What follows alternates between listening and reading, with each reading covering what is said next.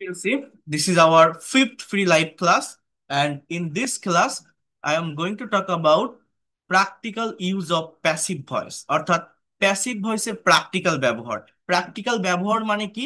By ছাড়া প্যাসিভের ব্যবহার নিয়ে আমি আজকে কথা বলবো। আমরা অনেকেই প্যাসিভ ভয়েসটা করে থাকি ট্রান্সফরমেটিভ ওয়েতে, অর্থাৎ I eat rice, rice is eaten by me, he writes a letter is written by হিম।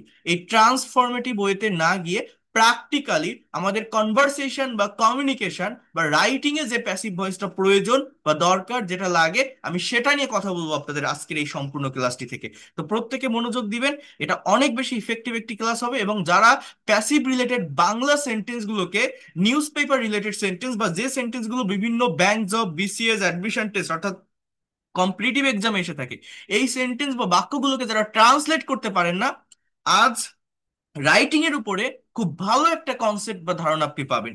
কিভাবে বাংলা থেকে ইংলিশে সেন্টেন্স ট্রান্সলেট করতে গেলে সাবজেক্ট, ভার্ব, অবজেক্ট, অ্যাডভার্বের ব্যবহার করতে হয়, এটি আমি আপনাদের দেখাবো। এছাড়া যারা লাস্ট পর্যন্ত থাকবেন, আপনারা গত ক্লাসে যারা লাস্ট পর্যন্ত ছিলেন, আপনারা জানেন আমি একটা কনভারসেশন প্র্যাকটিস করিয়েছিলাম বাংলা থেকে ইংলিশে। অর্থাৎ বাংলায় কোনো কিছু ভাবলে ইনস্ট্যান্টলি কিভাবে ইংলিশে বলা যায়, কিভাবে কোশ্চেন তৈরি করা যায়, কিভাবে একটা টেন্সকে আরো 5 6 7টা টেন্সে ট্রান্সফর্ম করা যায়, টাইমে ট্রান্সফর্ম করা যায়। প্র্যাকটিসটা আমি আপনাদের দেখিয়েছিলাম। আজকের এই ক্লাসে আমি আপনাদের English to English conversation practice কিভাবে করতে হয় সেটি আমি দেখাবো। অর্থাৎ আমরা অনেকে এরকম প্যাসেজ দেখি, আমরা রিডিং পড়তে পারি, বাট একটা সেন্টেন্স বা বাক্যের অ্যাকচুয়াল বাংলা অর্থটা আমরা বুঝতে পারি না। কেন পারি না? আমরা টেন্স আইডেন্টিফাই করতে পারি না, ভয়েস আইডেন্টিফাই করতে পারি না। যেমন এই প্রথম বাক্যটা, mobile phone is on of the wanders of modern science, এটা ইজ আছে, ভার্বটা হচ্ছে সাবজেক্টের পরে থাকে। অ্যামিজার থাকলে অনেকে ভাবে যে এটা কন্টিনিউয়াস টেন্স, বাট না, এই ইজ এখানে মেইন ভার্ব, এটা বি ভার্বের সেন্টেন্স, এটা প্রেজেন্ট ইনডিফিনিট টেন্স। এরপর বলছে it has added a new dimension, সেটা যুক্ত করেছে একটা নতুন মাত্রা। এই যে যুক্ত করেছে, এই যে হ্যাজ প্লাস ভিত্তির, এটা কিসের স্ট্রাকচার? Present perfect. আমি যখনই বুঝতে পারবো যে এটা প্রেজেন্ট পারফেক্টের স্ট্রাকচার, তখনই এর অ্যাকচুয়াল অর্থটা আমি বুঝতে পারবো। আদারওয়াইজ আমাকে রিডিং পড়ে যেতে হবে, কোনো মানে আমরা নিতে পারবো না। তো আমি আপনাদেরকে এই কনভারসেশন গুলো অ্যানালাইসিস করে দেখাবো যে একটা প্র্যাকটিক্যাল কনভারসেশন, একজন মানুষ যখন আরেকজনের সাথে কনভারসেশন করে, কমিউনিকেট করে, সেখানে ঠিক কোন ধরনের টেন্স, কোন ধরনের মডাল, কোন ধরনের প্যাসিভের ব্যবহার বেশি হয়ে থাকে, এইটা যদি আপনারা বুঝতে পারেন, এটা যদি আপনারা নিতে পারেন, আমার এই ফাইলটাতে টোটাল 39টা কনভারসেশন আছে, এগুলো যদি আপনারা ধারাবাহিকভাবে সলভ করতে পারেন, তাহলে আপনি এই কনসেপ্টটা পাবেন যে একজন মানুষ যখন আরেকজনের সাথে ইংলিশে কথা বলছে, কমিউনিকেশন করছে, সে কোন টাইমটা মেনটেন করছে, সেখানে কোন ধরনের টেন্স গুলো বেশি ব্যবহার হচ্ছে। আমার 12টা টেন্স আছে, 18টা মডেল, সেমি মডেল আছে, প্রিভিয়াস ক্লাসগুলোতে বলছি 30টা স্ট্রাকচার আছে। এই সব কি জানা লাগে? না। তাহলে কোনগুলো বেশি অ্যাক্টিভ স্ট্রাকচার, এইটা আমাকে ফাইন্ড আউট করতে হবে। এইখানে দুইজন কথা বলছে, তারা কোন স্ট্রাকচার গুলো দিয়ে কথা বলছে, এটা যদি আমরা বুঝতে পারি, আমরা আমাদের নিজের কনভারসেশন, নিজেদের কমিউনিকেশন, নিজেদের রাইটিং এ আমরা এগুলো অ্যাপ্লাই করতে পারবো এবং ভালোভাবে ইংলিশ এক্সপার্ট হতে পারবো। এজন্যই এইগুলোকে আমাদের সলভ করা প্রয়োজন বা দরকার। তো আগে আমি ভয়েসটা নিয়ে কথা বলি, তারপর আমি এই কনভারসেশনে আসবো। যারা লাস্ট পর্যন্ত থাকবেন, প্রত্যেকটা বিষয় ভালোভাবে কাভার করতে পারবেন। And you can imagine it, যারা গত ক্লাসে লাস্ট পর্যন্ত ছিলেন, আমি কিভাবে এই বাংলা থেকে ইংলিশ কনভারসেশনটা দেখিয়েছিলাম, বাট আজকে আমরা ইংলিশ টু ইংলিশ দেখবো। তার আগে ভয়েস চেঞ্জ নিয়ে কথা বলবো। বাট ভয়েস চেঞ্জ, আমি আবারও বলছি, গতানুগতিক ধারায় যেভাবে আমরা করে আসি গ্রামাটিক্যাল ওয়েতে, সেটা আমরা করব না। আজকের এই ক্লাসটি যদি আপনি লাস্ট পর্যন্ত করেন, এই প্যাসিভ ভয়েস ইংলিশ ল্যাঙ্গুয়েজে কত বড় একটা রোল প্লে করে, কত গুরুত্বপূর্ণ একটা ভূমিকা পালন করে, ইউ ক্যান আন্ডারস্ট্যান্ড, আপনি বুঝতে পারবেন। এবং এটার প্র্যাকটিক্যাল ব্যবহার কিভাবে হয়ে থাকে, এটাও আপনি বুঝতে পারবেন। বাই সারা প্যাসিভের ব্যবহার আমরা করব। তো দেখেন এখানে কি বলছে, আগে একটু দেখে নেই আমরা। বলছে কিছু কথা, কিছু কাজ, কিছু ঘটনা সাবজেক্ট বা কর্তা নিজে সম্পূর্ণ করে থাকে, আবার কিছু কাজ, কিছু ঘটনা অন্যের দ্বারা সম্পূর্ণ হয়ে থাকে। এই ধরনের কথা, কাজ বা ঘটনার প্রকাশভঙ্গিকে মূলত ভয়েস বা বাচ্য বলে। ভয়েস দুই প্রকার, একটা অ্যাক্টিভ, একটা প্যাসিভ। অ্যাক্টিভ কি? যেখানে সাবজেক্ট সক্রিয় বা অ্যাক্টিভ থাকে এবং সরাসরি কাজটি সম্পূর্ণ করতে প্রথম সাবজেক্টটি প্রধান হিসেবে বিবেচিত হয়। সরাসরি কাজটি সম্পূর্ণ করতে প্রথম সাবজেক্টটি প্রধান হিসেবে বিবেচিত হয়। For example, he reads a book, সে একটা বই পড়ে। শি ড্রিউ আ পিকচার, সে একটা ছবি এঁকেছিল। You have done the work, তুমি কাজটা করেছো। অর্থাৎ এখানে সাবজেক্ট অ্যাক্টিভ। আমি এই যে আপনাদের টেন্স, মডাল, সেমি মডাল এগুলোর ক্লাস নিয়ে এসেছি, নিয়েছি না, এখানে যত স্ট্রাকচার পড়িয়েছি, যা কিছু প্র্যাকটিস করিয়েছি, সেগুলো কিন্তু সবই অ্যাক্টিভের ছিল। কিসের ছিল? অ্যাক্টিভের ছিল। তো আমরা এইখান থেকে বের হয়ে আমরা প্যাসিভ দেখব। প্যাসিভ মানে কি? যেখানে সাবজেক্ট নিষ্ক্রিয়, সাবজেক্ট ইনঅ্যাক্টিভ, সাবজেক্ট কাজ করতে পারে না। কেমন সেটা? দেখেন, প্যাসিভ সাবজেক্ট নিজে কাজ না করে নিষ্ক্রিয় বা ইনঅ্যাক্টিভ থেকে যদি ওই কাজটি অন্য কারো দ্বারা সম্পূর্ণ হয় বোঝায়, তাকে প্যাসিভ বলে। A book is read by him. আমরা সারা জীবন প্যাসিভ বলতে এরকম দেখি, তাই না? A picture was drawn by her, the work has been done by you. একটা বই পড়া হয় তার দ্বারা, একটা ছবি আঁকা হয়েছিল। আমরা এভাবে করব না, আমরা প্র্যাকটিক্যাল ওয়েতে করব। এইখানে যে ফাইলটা আপনারা দেখছেন, এগুলো আপনারা যে কোনো বইতেও পাবেন, যে অ্যাক্টিভ থেকে প্যাসিভ করার নিয়ম। হ্যাঁ, এখানে আবার বলছে ভয়েস চেঞ্জের দুটি গুরুত্বপূর্ণ বিষয়। টেন্স অনুসারে বি ভার্ব এবং ভার্বের পাস্ট পার্টিসিপল হবে, ট্রানজিটিভ ভার্বের ভয়েস চেঞ্জ হবে, এগুলো লেখা থাকে। এখন আপনি তো এই জিনিসটাই জানেন না যে ট্রানজিটিভ জিনিসটা কি। এইটাই কি আমরা জানি? জানি না। তাহলে এটা আমরা বুঝবো কিভাবে? আমরা এভাবে করব না। অ্যাক্টিভ ভয়েসকে সাবজেক্ট থেকে অবজেক্ট করতে হবে, অবজেক্টকে সাবজেক্ট করতে হবে, প্রেপোজিশন বাই, উইথ, অ্যাট এগুলো বসবে। এখন অনেক রুলস নিয়ম দেওয়া আছে, কিন্তু এটা না দেখে প্র্যাকটিক্যালি ভয়েসটা কিভাবে সলভ করতে হয় আমি কয়েকটা প্র্যাকটিক্যাল এক্সাম্পল আগে আপনাদেরকে দেই। একটা ব্ল্যাঙ্ক পেজে এসে, একদম ব্ল্যাঙ্ক একটা পেজে আসলাম, প্রত্যেকে মনোযোগ দিবেন। এই যে আমি আপনাদের এখন ক্লাস নিচ্ছি, তাই না? এখন এই ক্লাসের আগে আমি যদি আপনাদের একটা নোটিশ দেই যে আজ রাত 10টায় আপনাদের ক্লাস নিব, বা আমার পেইড কোর্সে যারা থাকে তাদেরকে আমি ইংলিশে নোটিশ দেই, তো এই নোটিশটা আমি কিভাবে আপনাকে দিব? যে আই উইল টেক, বোঝেন, I will take your class, আমি আপনাদের ক্লাস নিব, class at 10 p.m, at 10 p.m, 10টায়, টু নাইট, আজ রাত 10টায়। So I will take your class at 10 p.m, আমি এখানে বললাম tonight, I will take your class at 10 p.m tonight. এইভাবে আমি এটা লিখলাম। এখন আমি যদি আপনাকে বলি যে এটা কোন টেন্স বলেন তো, আপনি কি বলবেন? যে এটা ফিউচার ইনডিফিনিট টেন্স। যারা টেন্স বোঝেন, উইল প্লাস টেক, ভার্বের প্রেজেন্ট ফর্ম। কিন্তু এই কথাটাকে এইভাবে না বলে আমি যদি একটু ঘুরায় বলি, আমি যদি আপনাদেরকে এখন এইভাবে বলি, মনে করেন আমার এই গ্রুপে অন্য কেউ মেসেজ দিয়ে বলে দিল আপনাদের আজকের ক্লাসটি আজ রাত 10টায় নেওয়া হবে, কে নিবে সেটা বলছে না, আপনাদের আজকের ক্লাসটি আজ রাত 10টায় নেওয়া হবে, তখন ইংরেজিটা কেমন হয় জানেন? দেখেন, তখন ইংলিশটা আমার এরকম হয় যে your class will be taken, will be plus ভি3 অ্যাট 10 p.m, অ্যাট 10 p.m। যদি সত্যিকার অর্থে ইংলিশ শেখার ইচ্ছা থাকে, আপনি আজকের এই ক্লাসটি লাস্ট পর্যন্ত করে যাবেন। আপনি বুঝতে পারবেন এই ল্যাঙ্গুয়েজে এই টপিকটা কতটা গুরুত্বপূর্ণ। অনেকেই মনে করেন আমি গ্রামার জানি, আমি তো টেন্সও বুঝি, কিন্তু যখনই কিছু লিখতে যাই বা বলতে যাই আমি পারি না। আমি কেন পারি না? এই প্যাসিভ ভয়েস সম্পর্কে দুর্বলতা থাকার কারণে আপনি ইংলিশ পারেন না। এটা আপনি নিজেও জানেন না যে এই জায়গাটা আপনার দুর্বলতা আছে। কেন? কারণ আমরা তো প্যাসিভ ওইভাবে করি, I eat rice, rice is eaten by me. কিন্তু আজকের এই ক্লাসটি দেখেন, আপনি আপনি বলতে বাধ্য হবেন যে না, আমি নতুন কিছু শিখলাম এবং এটাই আমার দরকার। দেখেন, এই যে বাক্যটা আমি লিখলাম, your class will be taken at 10 p.m, এই যে will be taken, will be plus ভি3, এটা হচ্ছে ফিউচার ইনডিফিনিট টেন্সের প্যাসিভের স্ট্রাকচার। এটা আমি কেন বসালাম? এখানে সাবজেক্ট হচ্ছে ক্লাস। এই ক্লাস কি নিজে নিজে শুরু হতে পারে? ক্লাসের কি হাত পা আছে? ক্লাস কি দৌড়াতে পারে? না। কেউ একজন ক্লাস নিলে ক্লাসটা হবে। অর্থাৎ এখানে অবজেক্টটা ফার্স্টে আসে, যে কাজটা করা হয় সেই কাজটা ফার্স্টে আসে। ক্লাস যার দ্বারা নেওয়া হবে, যে ক্লাসটা নিবে, তাকে এখানে মেনশনই করা হচ্ছে না।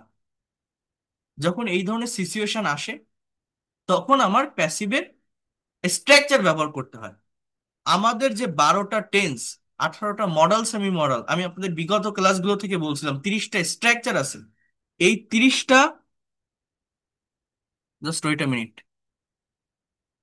এই 30টা স্ট্রাকচারে প্যাসিভের ব্যবহার আছে। মানে 30টা অ্যাক্টিভের স্ট্রাকচারেরই একটা রিভার্স স্ট্রাকচার আছে, যেটা প্যাসিভের। কেমন সেটা আমি আপনাদেরকে বোঝাই।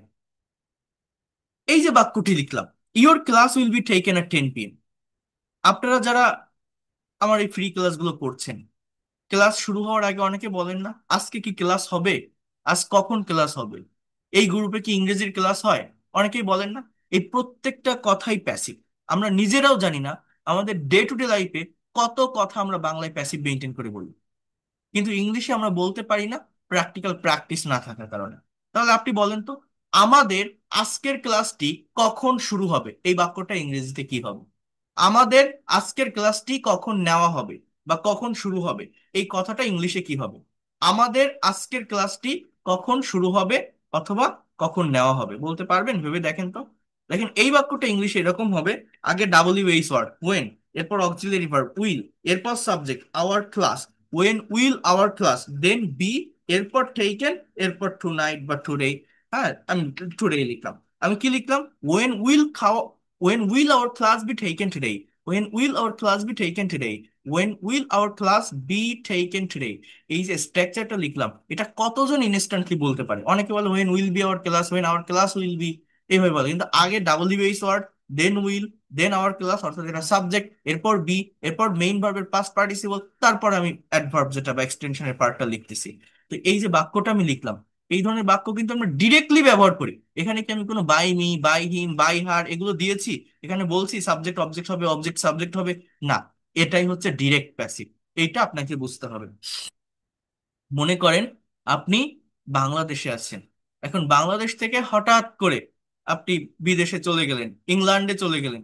আপনি লন্ডন শহরে গিয়ে একটা মাছের বাজার খুঁজতেছেন, আপনার মাছ কেনা দরকার। সুপার শপ থেকে না কিনে আপনি গেলেন, বের হলেন রাস্তায়, ওই দেশের নেটিভস কাউকে জিজ্ঞাসা করলেন, excuse me, could you please tell me, দয়া করে আমাকে বলতে পারবেন এই বাজারে কোথায় মাছ বিক্রি হয়? I need to buy some fishes, আর ফিশ, ফিশটাও প্লুরালে বলা যায়। I need to buy some fish, আমার কিছু মাছ কেনা দরকার। So could you please tell me এই বাজারে কোথায় মাছ বিক্রি হয়? আপনার দরকার কি? মাছ। মাছের কি হাত পা আছে? মাছ কি নিজে নিজে দৌড়াতে পারে? না। অর্থাৎ এটা একটা ইনঅ্যাক্টিভ অবজেক্ট। এইটাকে যখন আপনি শুরুতে নিয়ে কথা বলবেন, তখন আপনার কি হবে? তখন আপনার প্যাসিভ হবে। কেমন সেটা একজন বলার চেষ্টা করে দেখেন তো, পারেন কিনা এই বাক্যটা ইংলিশে? খুবই সিম্পল মনে হবে, বাট আপনি ট্রান্সলেট করতে পারবেন না। যে এই বাজারে কোথায় মাছ বিক্রি হয় আমাকে একটু বলতে পারবেন? Could you please tell me, or excuse me, I need to buy some fish. So এই বাজারে মাছ বিক্রি হয় কোথায়? যে কোনো একজনের কাছে আপনি জিজ্ঞাসা করছেন। তাহলে কি হবে এটা? দেখেন এটা এরকম হবে: ওয়ার আর ফিশ বলতে পারেন, বা ফিশেস এরকম বলতে পারেন, ওয়ার আর ফিশেস। এবার সোল্ড ইন দিস মার্কেট, বলেন তো কি বললাম? Where are fishes sold in this market. Where are fishes sold in this market, এটাকে ফিশ বলা যায়। হ্যাঁ, where are fish sold in this market, where are fish sold in this market. এই যে are plus sold, present indefinite টেন্সের প্যাসিভের structure. As usual কোন একটা কাজ হয়, আমি যদি বলি কোথায় মাছ বিক্রি হচ্ছে, where are fish being sold in this market. তো এই যে বাক্যটা, এটা ডিরেক্টলি ইউজ করতে হবে। এটা কোনো অ্যাক্টিভ থেকে প্যাসিভ এরকম আসবে না। কনভারসেশনে বা কমিউনিকেশনের জন্য ব্যবহার করতে হবে। কেন এইরকম আর সোল্ড দিলাম? আমরা তো জানি অ্যাম ইজ আর এরপর ভার্বের সাথে আইএনজি বসে, সেলের past participle sold. Present indefinite টেন্সের প্যাসিভের স্ট্রাকচার হচ্ছে অ্যাম ইজ আর প্লাস ভি3 প্লাস অবজেক্ট। তো কেন আমি এটা দিলাম? এটা সাবজেক্ট হচ্ছে ইনঅ্যাক্টিভ, এই যে ফিশ, মাছ নিজে নিজে বিক্রি হতে পারে না। আমি যদি বলি কারা মাছ বিক্রি করে, হু সেল ফিশ, খুব সহজ সেটা। কিন্তু কোথায় মাছ বিক্রি হয়? আপনার একটা অনুষ্ঠানের জন্য ফুল কেনা দরকার, প্রত্যেকটা শহরে একটা আলাদা ফুলের মার্কেট থাকে না? তো আপনি কাউকে জিজ্ঞাসা করছেন একটা বাজারে গিয়ে, I need to buy some flowers, এই বাজারে কোথায় ফুল বিক্রি হয় আমাকে বলতে পারেন? আপনি কিন্তু এটা বলবেন না যে কারা ফুল বিক্রি করে। আমরা মোস্ট অফ দ্য টাইম কি বলি? আমার যেটা দরকার সেইটা। মানে বোঝেন প্যাসিভ জিনিসটা কি? আমরা কিন্তু এইটাই আইডেন্টিফাই করতে পারি না যে কোন বাক্যটি অ্যাক্টিভ আর কোন বাক্যটি প্যাসিভ। এইটা আইডেন্টিফাই করা শেখেন আগে। আমি আরেকটা প্র্যাকটিক্যাল এক্সাম্পল আপনাকে দেই। মনে করেন এই যে আমি আপনাদের এখন ক্লাস নিচ্ছি, আমি এই ক্লাসটি, জাস্ট ওয়েট, আমি এই ক্লাসটি আমার, একটা মিনিট একটু টাইম দেন আমি দেখাচ্ছি।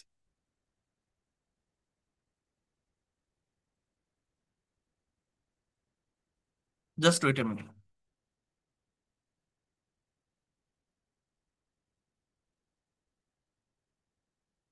ওকে, সো এই যে আমি এখন আপনাদের ক্লাস নিচ্ছি, তাই না? এখন আমি এই ক্লাসটি মনে করেন আমার অফিসে বসে নিচ্ছি। কথাটা মনোযোগ দিয়ে একটু বুঝবেন, ভালোভাবে নেওয়ার চেষ্টা করবেন। এখন আমার বাসায় যে বেডরুমটা আছে, আমার রুমটা পরিষ্কার করা দরকার।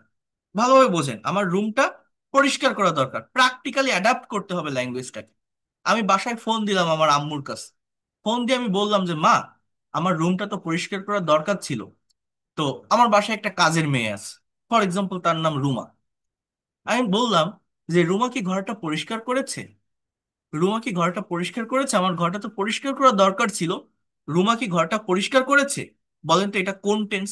টাইমিংটা কি? করেছে, গিয়েছে, থেকেছে, প্রেজেন্ট পারফেক্ট। অর্থাৎ এই বাক্যটা আমার ইংলিশে কি হবে, যে হ্যাজ রুমা, দেখেন has Ruma clean the room. এই বাক্যটার বাংলা কি? রুমা কি ঘরটা পরিষ্কার করেছে? Has Ruma clean the room, has Ruma clean the room. এখন আমার মা উত্তর দিচ্ছে যে হ্যাঁ, রুমা ঘরটা পরিষ্কার করেছে। এটার অ্যাফার্মেটিভ, যে Ruma has, C L E A, Ruma has clean the room. Ruma ঘরটা পরিষ্কার করেছে, Ruma has clean the room. এই যে দুটো বাক্য লিখলাম, এই দুটো বাক্য কিন্তু অ্যাক্টিভ, প্যাসিভ না। কথাটা মনোযোগ দিয়ে বলছেন, অ্যাক্টিভ। রুমা কাজটা কে করছে? রুমা। কোন টেন্স? Present perfect tense. এটা কোন টেন্স? হ্যাভ হ্যাজ প্লাস ভি3, প্রেজেন্ট পারফেক্ট টেন্স। এখন দেখেন, আমি যে আমার মায়ের কাছে কল করে জানলাম যে রুমা ঘরটা পরিষ্কার করেছে কিনা, আচ্ছা আমি কলটা কিসের জন্য করলাম? এখানে আমি, আমার দরকার কোন জিনিসটা বোঝেন কিন্তু। প্যাসিভ আমরা ধরতে পারি না, আগে এটা ধরা শিখতে হবে। আমার কি রুমাকে দরকার, নাকি ঘরটা পরিষ্কার হলো কিনা সেইটা জানা দরকার? আমি যে মায়ের কাছে কলটা দিলাম, কলটা কোন কারণে দিলাম? ঘরটা পরিষ্কার হলো কিনা সেইটা জানার জন্য, নাকি রুমার কোনো খোঁজ নেওয়ার জন্য? ঘরের জন্য। আমার এই রুমা আর ঘর, এর ভিতর প্রায়োরিটি কার? কে প্রায়োরিটি পাবে? ঘর। বোঝেন কিন্তু, ঘর। তাহলে আমি যদি রুমাকে স্কিপ করে ঘরটাকে সাবজেক্টে নিয়ে কথা বলি, আমরা অনেক সময় বলি না এইভাবে? আমি যদি আমার মাকে কল দিয়ে এইভাবে কথাটা বলি যে মা, আমার ঘরটা তো পরিষ্কার করা দরকার ছিল, ঘরটা কি পরিষ্কার করা হয়েছে? আমার বেডরুমটা কি পরিষ্কার করা হয়েছে? ইংলিশটা কি হবে দেখেন, ঘরটা কি পরিষ্কার করা হয়েছে? Has the room been clean? Has the room been clean? ওই পাশ থেকে যদি উত্তর দেয় যে হ্যাঁ, ঘরটা পরিষ্কার করা হয়েছে, উত্তরটা এরকম হবে, the room has been clean. The room has been clean. Have বা হ্যাজ, বিন প্লাস ভি3, প্রেজেন্ট পারফেক্টের প্যাসিভের স্ট্রাকচার। কেন আমি এটা বসালাম? সাবজেক্ট হচ্ছে রুম। ঘরের কি হাত পা আছে? ঘর কি নিজে নিজে পরিষ্কার হতে পারে? না। কেউ একজন পরিষ্কার করবে। কে করবে?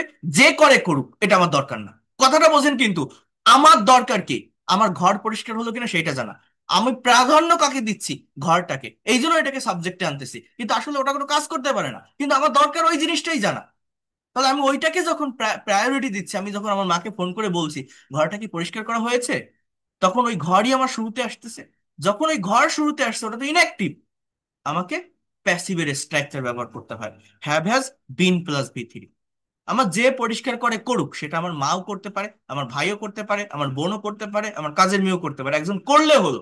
আমার দরকার আমার ঘর পরিষ্কার হলো কিনা এটা জানা। তো যখনই ওই ঘরটাকে প্রায়োরিটি দিচ্ছি, সাবজেক্টে নিয়ে আসতেছি, তখন এটা প্যাসিভ হচ্ছে। এই যে প্যাসিভের সেন্স, এটা আপনারা একটু বোঝার চেষ্টা করেন।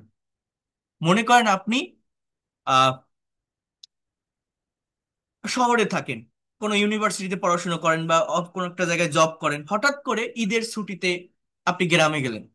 গ্রামে গিয়ে দেখছেন যে আপনার গ্রামে একটা নতুন মসজিদ তৈরি করা হয়েছে। এখন আপনি নামাজ পড়তে গেলেন আপনার বন্ধুর সাথে, আপনি তাকে জিজ্ঞাসা করছেন, ইটস আ ভেরি বিউটিফুল মস, এই মসজিদটা কবে তৈরি করা হয়েছে আমাদের গ্রামে? আপনি তাকে জিজ্ঞাসা করছেন আপনার বন্ধুকে, বন্ধু এই মসজিদটা কবে তৈরি করা হয়েছে? বলতে পারেন কেউ ইংলিশ কি হবে? মোস্ট অফ দ্য স্টুডেন্ট পারে না। কেন জানেন? কারণ প্যাসিভের প্র্যাকটিক্যাল ব্যবহার আমাদের জানা নেই। বাট এই কথাগুলো কিন্তু আমরা বাংলায় আমাদের ডে টু ডে লাইফে হরহামেশা বলি। মনে করেন আপনি বিদেশে থাকেন, বাংলা অনেক টাকা পয়সা ইনকাম করে বাংলাদেশে একটা বাড়ি তৈরি করছেন। এখন বাড়ি আপনার ইঞ্জিনিয়ার কন্ট্রাক্টর ঠিক করা আছে, আপনি বিদেশে আছেন, সেইখান থেকে টাকা পাঠাচ্ছেন, বাংলাদেশে আপনার বিল্ডিং তৈরি হচ্ছে। এখন আপনি ফোন দিলেন, কি কন্ট্রাক্টর সাহেব, ইঞ্জিনিয়ার সাহেব, আমার বাড়ির কাজ কত দূর? দরজা জানলাগুলো কি লাগানো হয়েছে? বাড়িতে কি রং করা হয়েছে? ঘরটা কি কমপ্লিট হয়েছে? এই ধরনের কথা আমরা বলি না? এই সবই প্যাসিভ রিলেটেড। প্রত্যেকটা বাক্য প্যাসিভ। আপনি একটা বাক্য ইংলিশে বলতে চান, আপনি পারবেন না। যে দরজা জানলাগুলো কি লাগানো হয়েছে, ঘরে কি রং করা হয়েছে, ওই পাশের রুমটা কি কমপ্লিট হয়েছে, এই সবগুলোই প্যাসিভ। আমি গুরুত্ব দিচ্ছি কাকে? ওই বাড়িকে, ওই ঘরকে। আমি কিন্তু বলছি না আপনি কি এই কাজটা করেছেন। আপনি আমার ক্লাস করতে আসছেন, আপনি কি আমাকে চেনেন? না, আজকে নতুন দেখতেছেন। তো আপনি তো এটা বলতে পারছেন না যে স্যার আপনি কখন ক্লাস নিবেন। এটা খুব সহজ, যে sir when will you take our class. কিন্তু আপনি বলেন কি বলেন তো, যে এই গ্রুপে কি ইংরেজির ক্লাস হয়? ক্লাস কখন হবে? আজকে কি ক্লাস হবে? এখন কি ইংলিশ ক্লাসটা শুরু হবে? আমার পেইড কোর্সের স্টুডেন্টরাও বলে না, স্যার আমাদের ক্লাস কি এখন হবে? কেন বলে? আমাকে একটা সম্মান দেওয়া অর্থে, অর্থাৎ ডিরেক্টলি আমাকে কোশ্চেন করছে না যে আপনি কি ক্লাস নিবেন, ক্লাস কখন নিবেন। এটা কিন্তু আপনারা বলেন না, কারণ আপনারা আমাকে একটা রেসপেক্ট দেন, সম্মান দেন। সেই অর্থে আপনি কিভাবে বলেন, স্যার আজকে কি আমাদের ক্লাস আছে, আজ কখন ক্লাস শুরু হবে? গুরুত্ব কার উপর? আমার উপর? না, ক্লাসের উপর। ক্লাস ক্লাস কি? ইনঅ্যাক্টিভ। যখনই এই ধরনের কথাগুলো বলছেন, এই গ্রুপে কি ইংরেজির ক্লাস হয়, স্যার এখন কি ক্লাস শুরু হবে, আমাদের ক্লাসটা কখন শুরু হবে, এই প্রত্যেকটা বাক্য প্যাসিভ। একটা বাক্য আপনি ইংরেজিতে বলতে যান, বাংলায় খুব সিম্পল মনে হবে আপনার, ইংরেজিতে বলতে যান আপনি বলতে পারবেন না। কেন পারবেন না? প্যাসিভের প্র্যাকটিক্যাল ব্যবহার আপনার জানা নেই। আপনার গ্রামে একটা মসজিদ তৈরি হয়েছে, আপনি কি এইটা জানবেন যে মসজিদ কারা তৈরি করেছে? আপনার তো সেটা দরকার না। কোন রাজমিস্ত্রি করেছে, কে করেছে? আপনার ফোকাসটা কার উপর? ওই মসজিদের উপর। আপনি জানতে চাচ্ছেন কোন বিষয়ে? ওই মসজিদ বিষয়ে। তাহলে আপনি যখন ওই মসজিদটাকেই সাবজেক্ট ধরছেন, মসজিদ তো ইনঅ্যাক্টিভ, মসজিদ তো নিজে নিজে তৈরি হতে পারে না, কেউ একজন করেছে, বাট আপনার প্রায়োরিটি ওইটার উপরেই। তাহলে আপনি কিভাবে বলবেন এই কথাটা? আপনি বন্ধুকে জিজ্ঞাসা করছেন এই মসজিদটা কবে তৈরি করা হয়েছে। আপনারা এখানে 400 জন আছেন, যে কোনো একজন বলেন তো এটার ইংলিশ কি হবে, যে এই মসজিদটা কবে তৈরি করা হয়েছে। এই যে বাক্যটা আমি বললাম, এই বাক্যটা আমার ইংলিশে কি হবে? এই এনিওন ক্যান সে দ্যাট, আমি আনমিউট করে দিয়েছি। এই মসজিদটা আমাদের গ্রামে When was কবে this তৈরি mosque হয়েছে? built? When has the mosque been built? When was this mosque built? দেখেন, Wait, বোঝার চেষ্টা করেন। ধন্যবাদ, আপনারা বলছেন, আপনাদেরকে ধন্যবাদ। আমি বলছি তৈরি করা হয়েছে। হয়েছে যদি বলি সেটা present perfect, not was, past না। আমি যদি বলি হয়েছিল, কবে তৈরি করা হয়েছিল, সেটা পাস্ট। আমি দুটোই লিখে দেখাচ্ছি। এই মসজিদটি কবে তৈরি করা হয়েছে, আগে W short Owen, then auxiliary verb has, এরপর the moss, Owen has the moss, এরপর বিন, এরপর এই তৈরি করা ইংরেজি বিল্ড, এর পাস্ট পার্টিসিপল বিল্ড। তাহলে এটার ইংলিশ হচ্ছে when has the mosque been build, when has the mosque been build. এই যে বাক্যটা আমি লিখলাম, আপনার বুকে হাত দিয়ে বলেন তো কতজন এই কথাটা ইনস্ট্যান্টলি ইংলিশে বলতে পারবেন এইভাবে মেনটেন করে? আপনাকে তো ইনস্ট্যান্টলি কথা বলতে হবে, আপনি তো স্পিকিং করবেন। এখানে কি আমি কোনো by by her by him এগুলো লিখছি? এখানে কি আমি লিখছি যে সাবজেক্ট অবজেক্ট হবে, অবজেক্ট সাবজেক্ট হবে? না। এটা কি? এটা ডিরেক্ট প্যাসিভ। তাহলে কি বললাম? এই মসজিদটা কবে তৈরি করা হয়েছে? when has the mosque been built? আমি যদি বলতাম কবে তৈরি করা হয়েছিল, পাস্ট ইনডিফিনিটের প্যাসিভ হচ্ছে এরকম, when was, when was the mosque, when was the mosque built, when was the mosque built, when was the mosque built, এটা পাস্ট ইনডিফিনিট টেন্সের প্যাসিভ। এর বাংলা অর্থ এই মসজিদটা কবে তৈরি করা হয়েছিল। আর when has the mosque been built, এর অর্থ এই মসজিদটা কবে তৈরি করা হয়েছে। তাহলে এই যে দুটো বাক্য আমি লিখলাম, এখানে তো আমি ওইটা বলিনি যে সাবজেক্ট অবজেক্ট হবে, অবজেক্ট সাবজেক্ট হবে। আমরা প্যাসিভ শিখি কিভাবে? এই যে হি, আমি যদি বলি আপনি প্যাসিভ পারেন, আপনি বলবেন পারি। কিভাবে? হি রাইটস আ লেটার, সে একটা চিঠি লেখে। এবার এটা প্যাসিভ কি? A letter is written, a letter is written by হিম।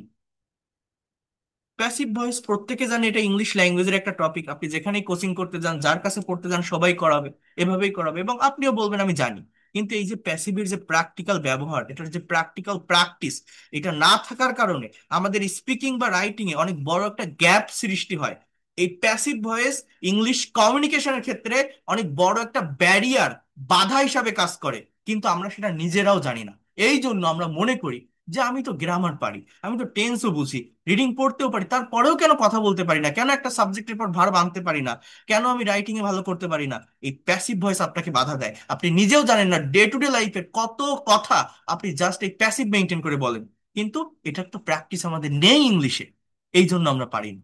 কিন্তু এটা করতে হবে, এটা রাখতে হবে। আমি আমার প্রত্যেকটা স্টুডেন্টকে প্যাসিভের প্র্যাকটিক্যাল ব্যবহারটা দেখাই। আপনারা কি আমার কথাগুলো বুঝতে পারছেন আমি কি বললাম? প্যাসিভের যে প্র্যাকটিক্যাল ব্যবহার আমাকে জানতেই হবে, এটা খুবই গুরুত্বপূর্ণ। বুঝছেন? হ্যাঁ, আমরা ট্রান্সফরমেটিভ ওয়েতে করব না, প্র্যাকটিক্যালি শিখবো, প্র্যাকটিক্যালি। সেটা কিভাবে শিখবো, লাস্ট পর্যন্ত আপনারা থাকেন, ক্লাসটি দেখেন, আপনি বুঝতে পারবেন যে আপনি কি পাচ্ছেন আজকের এই ক্লাসটি থেকে। এর জন্য তো আর আপনি টাকা দিচ্ছেন না আমাকে, কোনো দিচ্ছেন? আপনি টাকা দিয়ে করতে যান, 10,000 20,000 টাকা দিয়ে একটা কোর্সে ভর্তি হন, এরকম একটা প্যাসিভের ক্লাস আপনাকে কেউ দেখাতে পারবে না। কারণ আমি যেটা শেখাই, আমি আমার ভিতর থেকে, আমার মন থেকে অনেক পরিশ্রম করে শেখাই। আমার ভিতরে যা আছে আমি সবকিছু দিয়ে শেখানোর চেষ্টা করি। এই যে লিখছি আমি, আমি তো একটা, আমার এই যে আমার দেখেন, আমার কিন্তু সবগুলো শিট তৈরি করা। আমি ভয়েস সেন্স পড়াবো, আমি তো এখানে যা লেখা আছে আমার এই গতানুগতিক ধারায়, এই শিট থেকে আপনাকে পড়াতে পারতাম, এই শিট থেকে আপনাকে দেখাতে পারতাম। সেটা না দেখে আমি চলে গেছি দেখেন প্যাসেজে, আমি নিজের মতো করে সেন্টেন্স লিখতেছি আর আপনাদেরকে বলতেছি। এই সেন্টেন্স কি আমার মুখস্থ করা সেন্টেন্স? এ তো আমার অলরেডি মনে যেভাবে যা আসতেছে আমি তাই বলতেছি। আমি সবসময় চেষ্টা করি এই প্র্যাকটিক্যাল জায়গাটা দেখানোর, প্র্যাকটিক্যাল সিচুয়েশন এনভায়রনমেন্টের সাথে এটাকে অ্যাডাপ্ট করার ল্যাঙ্গুয়েজটাকে, তাহলেই শেখা যায়। দেখেন আমি আরো বলবো আপনাদের। তো এই হচ্ছে বিষয়, আমাদেরকে এই ধরনের সেন্টেন্স গুলো ট্রান্সলেট করা, ট্রান্সফর্ম করা শিখতে হবে। এখন আমি যদি একটু আমাদের মেইন পার্টে আসি, সেই পার্ট, বইটা কোথায় ছিল, এই যে আমি প্যাসিভ করার আগে অ্যাক্টিভ এবং প্যাসিভের যে স্ট্রাকচার গুলো আছে সেটা আপনাদেরকে একটু দেখাবো, এটা আপনাদেরকে একটু দেখতে হবে। অর্থাৎ প্যাসিভ কি আর অ্যাক্টিভ কি, এটা আপনাদেরকে একটু দেখতে হবে। দেখেন, বোঝার চেষ্টা করেন। এখানে যারা টেন্স বোঝেন, টেন্স সম্পর্কে যাদের কনসেপ্ট আছে, আবারও বলছি, যারা টেন্স বোঝেন, টেন্স সম্পর্কে যাদের কনসেপ্ট আছে, তাদের এটা বুঝতে সহজ হবে। আমি আবারও বলছি, 12টা যে টেন্স আছে, প্রত্যেকটা টেন্সের একটা রিভার্স স্ট্রাকচার আছে, এটা আমাকে জানতে হবে। তো আগে এটা দেখেন, প্রেজেন্ট ইনডিফিনিট টেন্সের স্ট্রাকচার কি? Subject plus verb, one plus object, অর্থাৎ ভার্বের প্রেজেন্ট ফর্ম প্লাস অবজেক্ট। যেমন আই প্লে ফুটবল, আমি ফুটবল খেলি। Past indefinite, subject plus verb, two plus object, I played football, আমি ফুটবল খেলেছিলাম। Future indefinite, will plus verb one, I will play football, আমি football খেলবো। এখন এইগুলোর প্যাসিভের structure কি? দেখেন বলছে প্রেজেন্ট ইনডিফিনিট টেন্সের প্যাসিভের স্ট্রাকচার হচ্ছে subject plus am, is are plus V three plus object, subject plus was were plus V three plus object past indefinite, subject plus will be plus V three plus object future indefinite. মানে কি? Am, is are, was were, shall be বা will be, এগুলো কিন্তু আমরা continuous টেন্সে দেখি, অ্যাক্টিভের continuous এর structure এগুলো থাকে, কিন্তু সেগুলোই ইনডিফিনিট টেন্সে চলে আসতেছে যখন সেটা প্যাসিভ ভয়েস হচ্ছে। প্যাসিভ মানে কি? এমন কোন সেন্টেন্স যেখানে সাবজেক্ট নিষ্ক্রিয় থাকে, সাবজেক্ট কাজ করতে পারে না। আর মেইন ভার্বের কি হবে? Past participle V three. V three মূলত আমরা বসাই কোথায়? পারফেক্ট টেন্স গুলোতে। অ্যাক্টিভে কোথায় বসে? Present perfect, future perfect, past perfect. কিন্তু প্যাসিভের সমস্ত স্ট্রাকচারে মেইন ভার্বের এই পাস্ট পার্টিসিপল ফর্ম বা ভি থ্রি ফর্ম বসবে, সেটা ইনডিফিনিট হোক বা কন্টিনিউয়াস বা পারফেক্ট বা পারফেক্ট কন্টিনিউয়াস।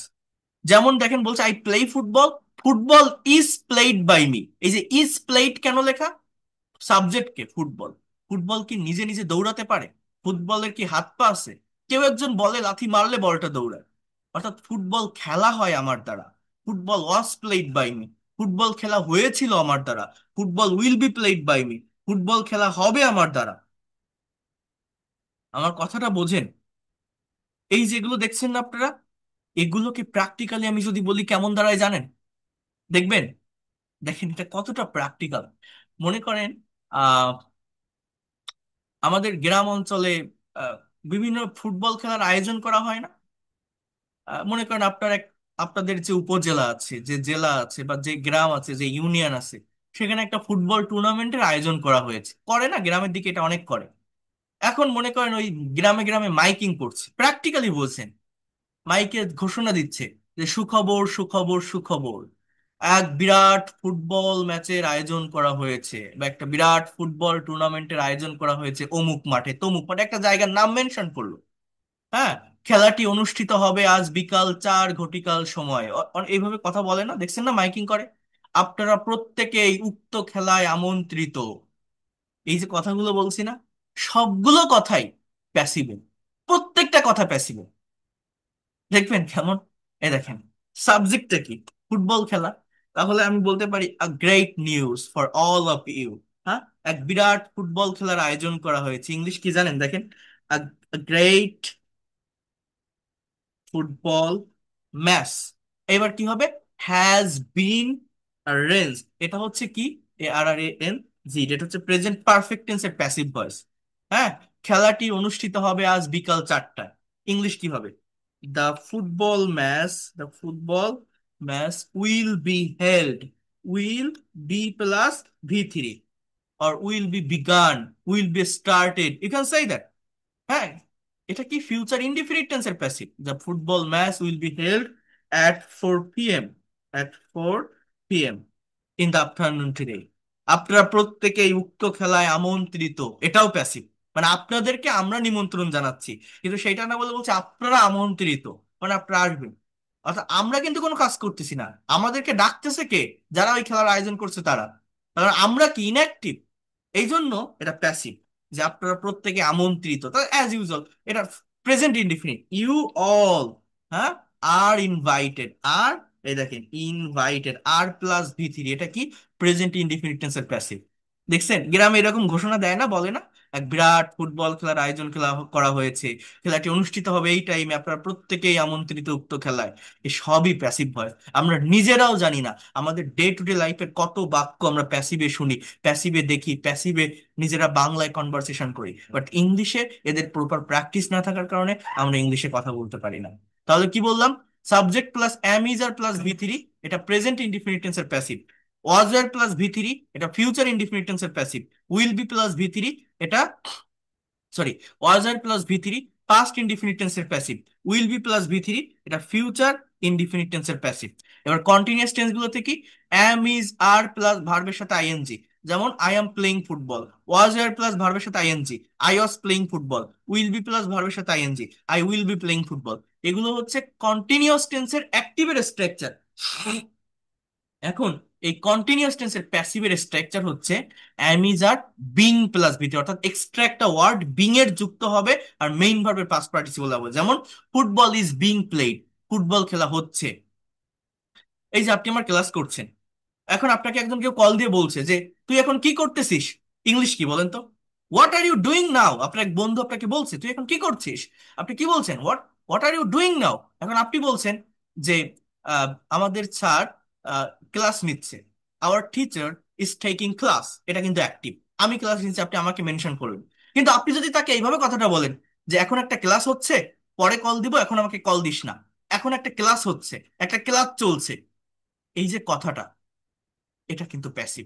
এখানে সাবজেক্ট কি? ক্লাস। ক্লাস কি নিজে নিজে হচ্ছে না, কেউ একজন নিচ্ছে, কে? আমি নিচ্ছি, বাট আপনি আমাকে মেনশন করছেন, আপনি মেনশন করছেন কাকে? ক্লাসকে। ফোকাস করছেন কাকে? ক্লাসকে। তখন এটা passive. A class is being held, একটা ক্লাস অনুষ্ঠিত হচ্ছে। আ ক্লাস ইজ বিং স্টার্টেড, একটা ক্লাস শুরু হচ্ছে। হ্যাঁ, সো এইভাবে আপনাকে বুঝতে হবে যে আমার সাবজেক্টটা কি অ্যাক্টিভ না ইনঅ্যাক্টিভ কথা বলার ক্ষেত্রে। তাহলে football was being played, football খেলা হচ্ছিল, past continuous. Football will be being played, football খেলা হবে, future continuous. Have has plus V three, present পারফেক্টের অ্যাক্টিভের structure. I have played football, have has been plus V three, এটা হচ্ছে প্যাসিভের structure. Football has been played, আমি football খেলেছি, আর ফুটবল হ্যাজ বিন প্লেড মানে ফুটবল খেলা হয়েছে। Subject plus can, could, should, must plus verb one plus object, এটা হচ্ছে মডেলের স্ট্রাকচার। আমরা মডেল দিয়ে যখন সেন্টেন্স করি তখন আমরা কি করি? মডেল দিয়ে সেন্টেন্স করলে আমরা জানি যে মডেলের পর মেইন ভার্বের বেস ফর্ম আসে, ভার্বের ফর্মের চেঞ্জ হয় না। কিন্তু মডেল দিয়ে যখন প্যাসিভ হবে তখন বি প্লাস ভি থ্রি হয়। Can be, could be, should be, would be, must be plus ভার্বের past participle. I can play football, আমি ফুটবল খেলতে পারি। Football can be played, football খেলা যেতে পারে। Football can be played, football খেলা যেতে পারে। এইখানে দেখেন কয়েকটা বাক্য। বিড়ালটিকে হত্যা করা হয়েছিল, ইংলিশটা কি বলছে? The খ্যাট was killed. কেন এই ওয়াজ কিল্ড লেখা বলতে পারেন? এই যে ওয়াজ কিল্ড, এটা কেন লেখা? এর মেইন কারণ হচ্ছে সাবজেক্টকে বিড়াল। আপনি মনে করেন একটা রাস্তা দিয়ে হেঁটে যাচ্ছেন, হাঁটতে হাঁটতে দেখছেন এক রাস্তার পাশে একটা বিড়াল মরে পড়ে আছে। এখন বিড়ালটাকে কে মারছে সেটা আপনি জানেন না, বাট দেখে মনে হচ্ছে কেউ একজন এটাকে মারছে, বাট সেই লোকটা তো সেখানে নেই। আপনি জাস্ট দেখছেন কাকে? ওই বিড়ালটাকে। বাট বিড়াল তো কোনো কাজ করতেছে না, ওটা তো মরা বিড়াল, ইনঅ্যাক্টিভ একটা প্রাণী, অ্যানিমাল, ইনঅ্যাক্টিভ। তাকে যখন আপনি সাবজেক্টে নিয়ে কথা বলছেন, হাই রে এই বিড়ালটিকে মেরে ফেলা হয়েছে, কে মেরে ফেলছে এটা আপনি জানেন না, হত্যা করা হয়েছিল, এটা প্যাসিভ। মানে প্যাসিভটা আগে বুঝতে হবে যে কোনটা অ্যাক্টিভ আর কোনটা passive. The cat was killed, was were plus V three, past indefinite টেন্সের প্যাসিভের স্ট্রাকচার। আমি একবারে আপনাকে বলি, দেখেন অ্যাক্টিভের থেকে প্যাসিভের স্ট্রাকচার অনেক সহজ। প্রেজেন্ট ইনডিফিনিট টেন্সের প্যাসিভ হচ্ছে am is are plus V three, past indefinite was were plus V three, future indefinite will be plus V three, present continuous am is are being plus V three, past continuous was were being plus V three, future continuous will be being plus V three, present perfect have has been plus V three, past perfect had been plus V three, future perfect will have been plus V three. আর মডেলের passive can be, could be, should be, would be plus V three. অর্থাৎ মডেলের পরে B plus V three. এগুলো কখন হবে? এমন কোন সেন্টেন্স থাকবে যেখানে সাবজেক্ট ইনঅ্যাক্টিভ, সাবজেক্ট কাজ করতে পারে না, তখন হবে। আপনি মনে করেন একটা আপনার একটা বন্ধুর সাথে একটা নতুন গ্রাম দিয়ে হেঁটে যাচ্ছেন, কথাটা বোঝেন। আপনার একটা ফ্রেন্ডের সাথে একটা নতুন গ্রাম দিয়ে হেঁটে যাচ্ছেন, হাঁটতে হাঁটতে দেখছেন যে একটা বড় খেলার মাঠ এবং দুই পাশে দুইটা বড় গোল পোস্ট আছে। ওই গোল পোস্ট এবং খেলার মাঠ দেখে আপনি আপনার বন্ধুকে বলছেন, it's a very beautiful play ground of football. কি বললাম বলেন তো? এটা খুবই সুন্দর একটা ফুটবল খেলার মাঠ। It's a very beautiful play ground of football. আমার মনে হয় এই মাঠে ফুটবল খেলা হয়। আমার মনে হয়, আই থিঙ্ক, এই মাঠে ফুটবল খেলা হয়। ওই যে ফুটবল খেলা হয়, তাহলে football is played on this field. Is played, কিন্তু football is played. As usual কোন একটা কাজ হয়, এটা প্রেজেন্ট ইনডিফিনিট টেন্স। আবার আপনি হেঁটে যাচ্ছেন, দেখছেন যে ছেলেরা ফুটবল খেলছে মাঠটাতে, তাহলে আপনি বলছেন, বাহ, খুব সুন্দর একটা ফুটবল ম্যাচ হচ্ছে। Football is being played.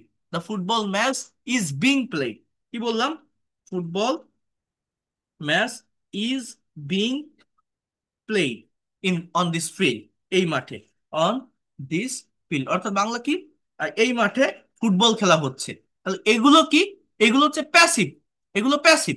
আপনি যদি বলেন যে ছেলেরা এই মাঠে ফুটবল খেলছে, তখন কিন্তু অ্যাক্টিভ, সাবজেক্ট অ্যাক্টিভ, যে the boys, the boys are playing football on this field.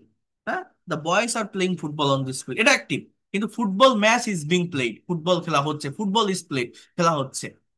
খেলা হচ্ছে এটা বললে আমার সেটা কি? প্যাসিভ। প্যাসিভ বোঝার চেষ্টা করেন, প্যাসিভ বুঝতে হবে। তাহলে দেখেন, পরীক্ষা সময় মতো শেষ হয়েছিল। ইংলিশটা কি? The exam was finished on time. কেন ওয়াজ ফিনিশড বলছি? সাবজেক্ট পরীক্ষা। পরীক্ষা কি নিজে নিজে শুরু হয়? পরীক্ষার কি হাত পা আছে? নিজে নিজে শেষ হয়? কেউ একজন, যারা পরীক্ষা নেয়, যারা বোর্ডে থাকে, যারা কন্ট্রোলে থাকে, তারা করে, তাদেরকে আমি চিনি না। আমরা বলি না, তোমার পরীক্ষা কবে শুরু হবে, তোমার পরীক্ষা কি শেষ হয়েছে, কবে শেষ হবে? ইংলিশে বলেন তো কি হবে? পারবেন না, কারণ এটা তো passive. When will your exam be held? তোমার পরীক্ষা কবে শুরু হবে? কি বললাম? When will your exam be held. এই যে কথাটা বললাম, এটা কয়জন ইনস্ট্যান্টলি ইংলিশে বলতে পারে না ভেবে? When will your exam be held, তোমার পরীক্ষা কবে শেষ হবে? When will your exam be finished. এটা কতজন বলতে পারবে? পারবেন না। প্র্যাকটিস করতে হবে। এরপর দেখেন, গতকাল আমাদের রেজাল্ট প্রকাশিত হয়েছে। সাবজেক্ট কি? রেজাল্ট। রেজাল্ট কি নিজে নিজে প্রকাশ হতে পারে? যারা তার দায়িত্বে থাকে তারা করে, তো কারা করে তাদের তো আমি চিনি না। তাহলে এটা আমার প্যাসিভ। তাহলে ইংলিশ কি হবে? হয়েছে। Our result has been published yesterday. আগামীকাল রাজুকে লন্ডনে পাঠানো হবে। পাঠানো হবে, ফিউচার টেন্স। হবে কাকে? রাজুকে। সাবজেক্টকে রাজু। দেখেন, এই রাজু কিন্তু কোনো কাজ করছে না, এটা একটা ইনঅ্যাক্টিভ থিংস। রাজুকে পাঠানো হবে, তার তার আব্বু বা তার ভাই তাকে পাঠাতে পারে। অর্থাৎ কাজটা কার দ্বারা সম্পন্ন হবে, কে করবে, সেটা বলা নেই, কোন জিনিসটা হবে সেটা বলা। তাহলে ইংলিশ কি হবে? ফিউচারের, ফিউচার ইন্ডিপেন্ডেন্ট টেন্সের প্যাসিভ হবে, যে will be Raju will be sent. সেন্ডের past participle sent, to London, to London tomorrow. আগামীকাল রাজুকে লন্ডনে পাঠানো হবে। Raju will be sent to London tomorrow. আমাদেরকে বিষয়টি জানানো হয়েছে। ইংলিশ কি হবে? দেখেন, আমরা কিন্তু কোনো কাজ করতেছি না, মনে করেন বাইরে থেকে কেউ কোন একটা বিষয় আমাদেরকে জানিয়েছে, আমরা কিছু না, পুলিশ বা অন্য কেউ কোন একটা বিষয় আমাদেরকে জানিয়েছে। তাহলে ইংলিশ কি হতে পারে? এটা কোন টেন্স? হয়েছে, গিয়েছে, থেকেছে, এগুলো থাকলে প্রেজেন্ট পারফেক্ট টেন্স হয়। তো আমাদেরকে বিষয়টি জানানো হয়েছে। We have been inform, we have been inform about this matter. অর্থাৎ আমরা কিছু করতেছি না, এই জন্য হ্যাভ বিন প্লাস ভি3। কিন্তু আমি যদি এই বিনটাকে উঠাই দিতাম, মনে করেন আমি যদি এরকম একটা বাক্য বলতাম, we have informed about this matter, এই বাক্যটার ইংলিশ কি হয় জানেন? তখন কিন্তু এই উই অ্যাক্টিভ হয়ে যায়, সাবজেক্ট কিন্তু অ্যাক্টিভ হয়ে যায়। তখন এই বাক্যটার ইংলিশ এরকম হয়, আমরা বিষয়টি জানিয়েছি, আমরা বিষয়টি জানিয়েছি। কিন্তু বাংলা তো এরকম না। বাংলা কি? আমাদেরকে জানানো হয়েছে, আমরা কিছু করব না, আমরা ইনঅ্যাক্টিভ। এই জন্য আমাকে এখানে একটা বিন যুক্ত করতে হবে। We have been informed about this matter, এটা প্রেজেন্ট পারফেক্টের প্যাসিভ। আর হ্যাভ হ্যাজ প্লাস ভি3, আমি যদি বলি উই হ্যাভ ইনফর্ম, আমরা জানিয়েছি, এটাকে ঘুরায়ও বলা যায়, this matter has been informed us, এটাও বলা যায়। তো যাই হোক, সেটা পরের কথা। মানে অবজেক্ট দুইটা, তো এই জন্য ওটাও ব্যবহার করা যায়, আমি এটা নিয়ে কথা বলবো একটু পরে। কিন্তু যে বিষয়গুলো আমি বলছি, অন্তত শিখতে না পারেন এতটুকু ইমাজিন করেন, আমি যদি ইংরেজি ভাষা শিখতে চাই, এই ইংলিশ ল্যাঙ্গুয়েজে প্যাসিভের গুরুত্ব কতটা বেশি। এবং আমরা সত্যিকার অর্থে এই যে ডিরেক্ট প্যাসিভের ব্যবহার, বাই ছাড়া প্যাসিভের ব্যবহার, প্র্যাকটিক্যাল প্যাসিভের ব্যবহার জানি কিনা। যদি না জানি, আমাদের অবশ্যই এটা শিখতে হবে, ভালোভাবে প্র্যাকটিস করতে হবে। শুধুমাত্র এই I eat rice, I don't eat rice, do I eat rice এভাবে হবে না। He drives a car, he doesn't drive a car, does he drive a car, doesn't he drive a car, why does he drive a car. এইভাবে এই ছোট ছোট drill বা sentence practice করে কাজ হবে না যদি না আপনি এই প্র্যাকটিক্যাল জায়গাগুলোতে না আসেন। কারণ প্র্যাকটিক্যাল লাইফে কনভারসেশন, কমিউনিকেশন বা রাইটিং এ এই যে সেন্টেন্স গুলো দেখছেন, এগুলোই আপনাকে ফেস করতে হবে। যেটা না পারলে আপনি কিসের ইংরেজি শিখবেন? ওই ঘরে বসে এটা বলতে হয়, ট্রেনে ওটা বলতে হয়, কিচেনে এই ইংলিশ গুলো ব্যবহার করুন, ইংলিশ শেখার জন্য এক্সপ্রেশন গুলো শিখে রাখুন। এভাবে কোনো লাভ হবে না। ভাষা শিখতে গেলে প্রফেশনালি শিখতে হবে, এই ল্যাঙ্গুয়েজটাকে অরিজিন থেকে শিখতে হবে, যেটা আপনি প্র্যাকটিক্যালি ফেস করবেন সেটাই শিখতে হবে। আমি বারবার বলি, আমার কাছে যারা পড়ে তারা ইংলিশে মাস্টার্স হয়ে বের হয়। কেন বলি এটা? কারণ আমার স্টুডেন্টরা বিভিন্ন জায়গায় ইংলিশের কোচিং দিয়েছে, অফলাইনে প্রতিষ্ঠান দিয়েছে। আমি আপনাদের গত ক্লাসে বলছিলাম মাদারীপুর একজন প্রতিষ্ঠান দিয়েছে। তার প্রথম ব্যাচে 13 জন স্টুডেন্ট ছিল। সে আমার কাছে ক্লাস করার পর মাদারীপুর শহরে তার কোচিং, মইনুল নাম, কেউ যদি ওই এলাকার থাকেন তো গিয়ে দেখবেন।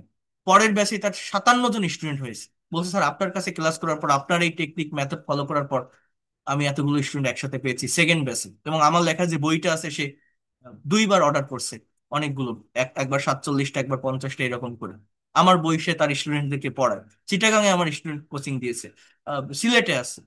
তো আপনি কেন ইংরেজি ভাষা পারবেন না? ইংরেজি কঠিন না, প্র্যাকটিক্যালি শিখতে পারলে এটা সহজ। বাংলাদেশে অনেক প্রতিষ্ঠান আছে, অনেক বড় বড় লক্ষ লক্ষ সাবস্ক্রাইবার আছে। তারা বিভিন্ন রংচটা বিজ্ঞাপন দেখায়, বিভিন্ন ভাবে কন্টেন্ট তৈরি করে দেখায় যে 7 দিনে ফ্লুয়েন্ট স্পিকার আমাদের স্টুডেন্ট, দেখুন, আসুন ক্লাস করুন। সেখানে যে কি হয় সেটা সবাই জানে। মনে রাখবেন, প্রতিষ্ঠান যত বড় তার ভিতরে ফাঁকা তত বেশি। আমি চেষ্টা করি, আমি আমি আমার অফলাইনে কোনো ব্যাচ নেই যে আপনাদের পড়ায় আমার অফলাইনে স্টুডেন্ট আনতে হবে। আমি একটা পার্মানেন্ট জবের ভিতরে আছি, আলহামদুলিল্লাহ, আমি যে জায়গায় আছি আমি ভালো আছি। বাট আমি চেষ্টা করি যে স্টুডেন্টরা যে পথভ্রষ্ট হয়, বিভিন্ন জায়গা থেকে শেখে রংচটা বিজ্ঞাপন দেখে, তারা তো অ্যাকচুয়াল জায়গাটা সম্পর্কে তাদের কনসেপ্ট নেই, ধারণা নেই যে ল্যাঙ্গুয়েজটা শেখার জন্য আমার কোনটা দরকার, আমি কোন কারণে পারি না, আমার মেইন ব্যারিয়ারটা কোথায়, কিসের জন্য কথা বলতে গেলে আমার প্রবলেম হয়। আগে নিজের সমস্যাটা বের করতে হবে, তারপর সমাধান করতে হবে। গতানুগতিক ধারায় পড়লে হবে না, টপ ডাউন পদ্ধতি ফলো করতে হবে। গ্রামার শিখলে হবে না, আগে আগে আপনার প্যাসেজ অ্যানালাইসিস করতে হবে। মোটামুটি যদি আপনার রিডিং পড়ার যোগ্যতা থাকে, বড় একটা প্যাসেজ অ্যানালাইসিস করেন। সেই প্যাসেজের ভিতর যে গ্রামার গুলো পান, মনে করেন কোথাও রিলেটিভ প্রোনাউন দেখছেন, কোথাও কন্ডিশনাল সেন্টেন্স দেখছেন, কোথাও আপনার টিচার ফ্রেজ এন্ড ক্লজ নিয়ে কথা বলছে, জাস্ট ওই গ্রামার গুলো আপনি সলভ করেন। একদম শুরু থেকে noun, pronoun, adjective, verb, adverb, preposition, conjunction, interjection, এইভাবে ধারাবাহিক গ্রামার পড়বেন না। আপনি কোন গ্রামার পড়বেন জানেন? আগে একটা প্যাসেজ পড়েন, প্র্যাকটিক্যাল জায়গায় আসেন। পড়ার পর সেখানে আপনার বুঝতে সমস্যা হচ্ছে একটা গ্রামাটিক্যাল টপিক থাকার কারণে, সেই গ্রামারটা আপনি সলভ করতে যান, টপ ডাউন পদ্ধতি ফলো করেন। তাহলে দেখবেন আপনি ডেভেলপ করতে পারবেন। এটা সবাইকে আমি বলি না, বাট এটা করতে হয়। প্র্যাকটিক্যাল জায়গায় না আসলে, এই বিষয়গুলো এই অরিজিন থেকে না দেখলে কখনোই ভাষা শেখা যায় না। আমার প্রত্যেকটা স্টুডেন্টকে আমি এভাবে ডেভেলপ করিয়ে থাকি। আমি অনলাইনে ক্লাস নেই, আমার হাজার হাজার লাখ লাখ সাবস্ক্রাইবার ফলোয়ার হয়তো নেই, কারণ আমি এখানে ফুল টাইম দিতে পারি না। আমি ওরকম রংচটা বিজ্ঞাপন কন্টেন্ট তৈরি করতে পারি না। আমার যে ইউটিউব চ্যানেল আছে, 2টা চ্যানেল আছে আলাদা, 2টাতে যে যে সাবস্ক্রাইবার হয়েছে, এগুলো অটোমেটিক্যালি হয়ে যায়। মানে আহ, আমি তো এরকম ভাবে ভিডিও তৈরি করি না বা করতে পারি না। আমার একটু লং লং ভিডিও, মানে এই ভিডিও তো আমি যাদের ক্লাস নেই তারা যাতে আরেকবার দেখতে পারে সেই উদ্দেশ্যে করা, ইউটিউব থেকে ইনকাম করার উদ্দেশ্যে না। এইভাবে যতটা হয় আর কি, সেটাই। তো আমি, আমার তো খুব বেশি দরকার না, আমার কাছে 10 জন থাকুক, সেই 10 জন যেন এক্সপার্ট হয়ে বের হয়, আমি সেভাবেই তাদেরকে তৈরি করার চেষ্টা করি এবং করে আসতেছি এতদিন। ল্যাঙ্গুয়েজটা এভাবে প্রফেশনালি না শিখলে হবে না। আমি 500 জন নিয়ে পড়ালাম, একজনও ফ্লুয়েন্ট হতে পারলো না, শুধু আমার ক্লাসই দেখে গেল, জেনে গেল, শুনে গেল, কি লাভ হবে? বাট আমি যদি 5 জনকে তৈরি করতে পারি, সেই 5 জন আরো 10 জনকে তৈরি করতে পারবে। আমি আমার জায়গা থেকে নীরবে আমি করে যাচ্ছি আমি যতটা পারি, কারণ আমার অন্য কোনো সেকেন্ড হ্যান্ড নেই। আমার অন্য কোনো কর্মী নেই যে আমার কাজ করে দিচ্ছে তাকে আমি বেতন দিচ্ছি। এই যে আপনারা আমার ক্লাস করতেছেন, এই যে আমার পেইড কোর্সে ভর্তি হচ্ছেন, আমার সাথেই কথা বলতেছেন, আমার কাছেই ভর্তি হচ্ছেন, আমার সাথেই ক্লাস করছেন। There is no second hand. অনেকে অনলাইন ক্লাস, অনলাইন কোর্স বিশ্বাস করতে পারে না, হয় না? এরকম আছে তো, হয়, এরকম করে।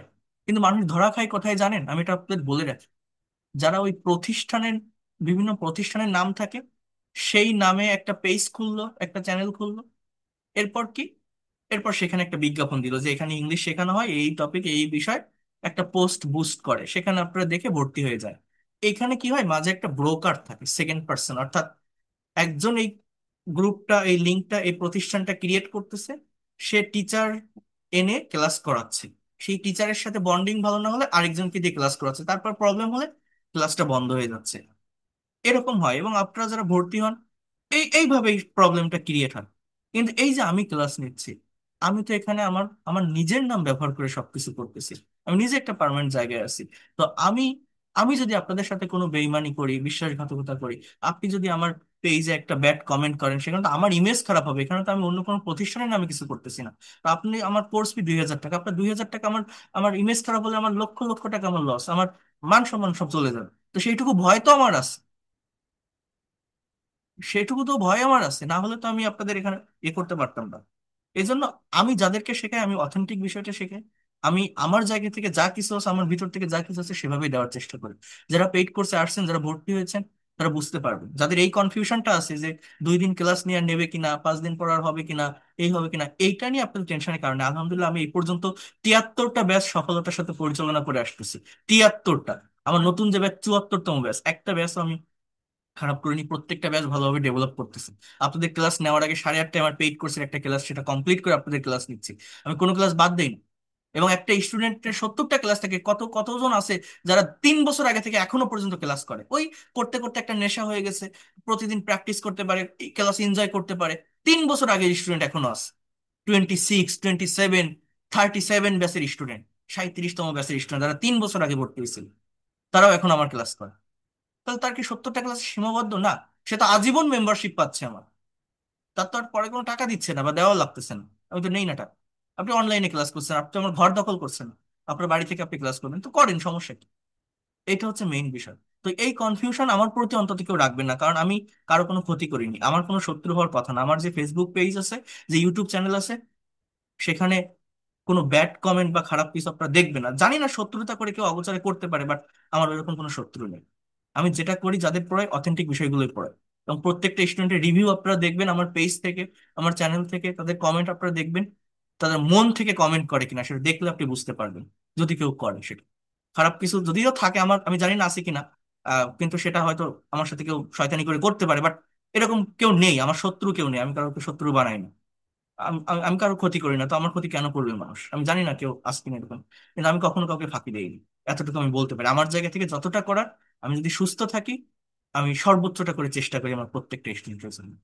যারা ভর্তি হবেন, তারা বুঝতে পারবেন যে আপনি কি পাচ্ছেন আমার এই জায়গাটা থেকে, কতগুলো ক্লাস আপনি করতে পারছেন। এতটুকু আমি আপনাকে বলতে পারি, অ্যাসিওর করতে পারি। কারণ এখানে আমার আমার নিজের নামধাম আমি সব ব্যবহার করছি। আমি আপনার সাথে বিট্রে করলে আপনার 2,000 টাকা আমার কিচ্ছু যায় আসে না, আমি যে জায়গাগুলোতে আছি।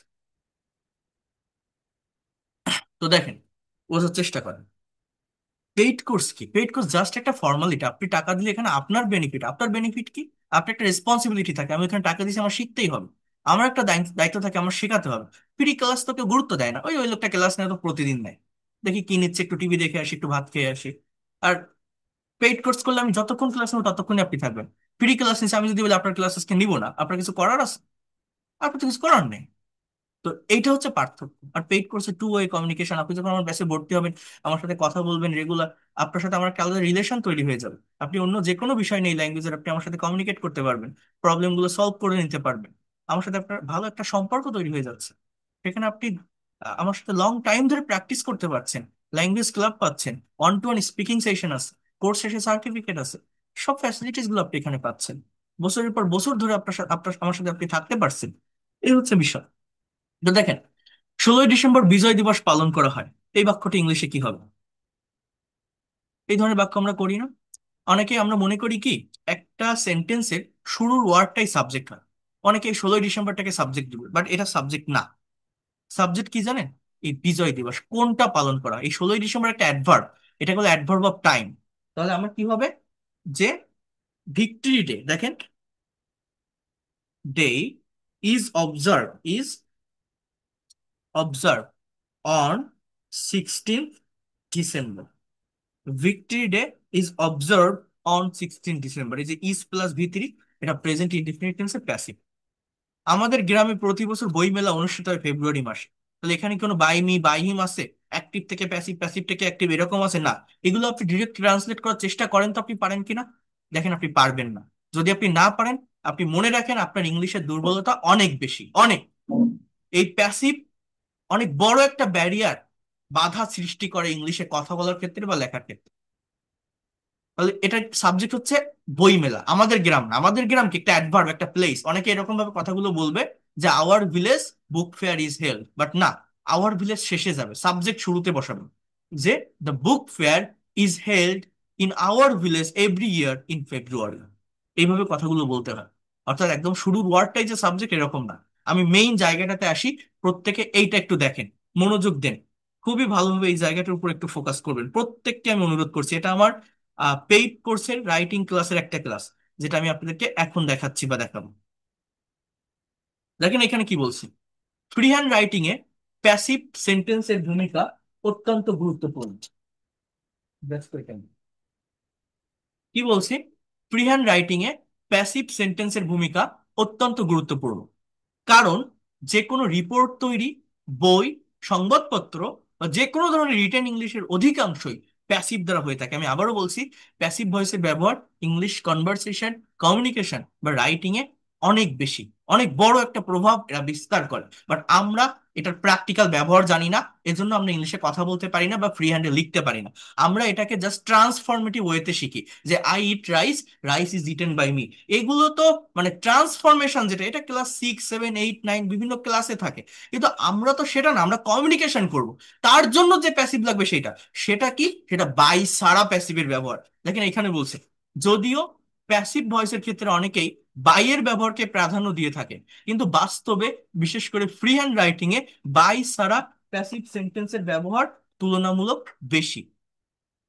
মূলত যে সেন্টেন্সে সাবজেক্ট অনুপস্থিত, সেক্ষেত্রে বাইয়ের ব্যবহার হয় না। যেমন রিপোর্টটি যথাসময়ে তৈরি হয়েছে, ইংলিশ কি, the report has been prepared on time. এখানে কে রিপোর্ট তৈরি করেছে তা উল্লেখ নেই, এজন্য বাইয়ের ব্যবহার হয়নি। আবার একটা বাক্য দেখেন, রিপোর্টটি যথাসময়ে তৈরি হয়েছে এবং ম্যানেজারের দ্বারা অনুমোদিত হয়েছে, the report has been prepared on time and it has been approved by the manager. তাহলে এখানে কার দ্বারা হয়েছে সেটা দেওয়া আছে, কিন্তু কি বলছে, প্র্যাকটিক্যাল প্যাসিভ বাই ছাড়াই হয়ে থাকে। কেমন সেটা, এই দেখেন, এই ধরনের নিউজ পেপার রিলেটেড সেন্টেন্স গুলো আপনাকে ট্রান্সফর্ম করা শিখতে হবে। এই জায়গাগুলোতে যদি আপনি পারফেক্টলি ট্রান্সফর্ম করতে পারেন, আপনি প্র্যাকটিক্যালি এই জায়গাটাকে ফেস করতে পারবেন। BCS, bank job, admission test, বিভিন্ন কম্পিটিটিভ এক্সামে এই ধরনের সেন্টেন্স ট্রান্সলেশন এসে থাকে। তাহলে দেখেন এখানে কি বলছে, স্বাধীনতা দিবস উপলক্ষে প্রধানমন্ত্রীকে গার্ড অফ অনার দেওয়া হচ্ছিল। এই বাক্যটা আপনার ইংলিশে বলতে হবে। কিভাবে বলবেন, এই স্বাধীনতা দিবস শুরুতে বলবেন না। মনে রাখবেন, এই প্যাসিভ রিলেটেড বাক্যে এই শুরুর ওয়ার্ডই অলওয়েজ সাবজেক্ট হবে না। আমরা অনেকেই মনে করি একটা সেন্টেন্সের শুরুতেই যে ওয়ার্ড থাকে সেটাই সাবজেক্ট, না। এই সাবজেক্ট আপনাকে বের করতে হবে। কিভাবে, মূলত একটা বাক্যের অবজেক্টই প্যাসিভের শুরুতে বসে। কেমন সেটা, অবজেক্ট আমি সেকেন্ড ফ্রি ক্লাস আপনাদেরকে বলছিলাম, অবজেক্ট মূলত দুই প্রকার। একটা হচ্ছে ডাইরেক্ট বা বস্তুবাচক অবজেক্ট, একটা ইনডাইরেক্ট বা ব্যক্তিবাচক অবজেক্ট। ভার্বকে, একটা বাক্যের ভার্বকে হোয়াট বা কি দ্বারা প্রশ্ন করলে ডাইরেক্ট অবজেক্ট পাওয়া যায়, হুম বা কাকে দ্বারা প্রশ্ন করলে ইনডাইরেক্ট অবজেক্ট পাওয়া যায়। একটা বাক্যে একটা অবজেক্টও থাকতে পারে, কখনো কখনো দুটোও থাকে। এই যে বাক্যটি আপনারা দেখছেন, স্বাধীনতা দিবস উপলক্ষে প্রধানমন্ত্রীকে গার্ড অফ অনার দেওয়া হচ্ছিল, এই বাক্যে মূলত সাবজেক্টটা বের করার জন্য আপনার ভার্বের কাছে আসতে হবে। এইটা মনে রাখবেন, প্রত্যেকটি বাংলা বাক্যে ভার্ব লাস্টে থাকে, কিন্তু ইংলিশে ভার্ব সাবজেক্টের পরে থাকে। বলেন তো কি বললাম, প্রত্যেকটি বাংলা বাক্যে ভার্ব লাস্টে থাকে, ইংলিশে ভার্ব সাবজেক্টের পরে থাকে। এই বাক্যে ভার্ব কোনটা তাহলে, দেওয়া হচ্ছিল। এই দেওয়া হচ্ছিলটাকে প্রশ্ন করেন, কাকে দেওয়া হচ্ছিল, কি দেওয়া হচ্ছিল। উত্তরটা হচ্ছে প্রধানমন্ত্রীকে গার্ড অফ অনার। এখানে দুটো অবজেক্ট আছে।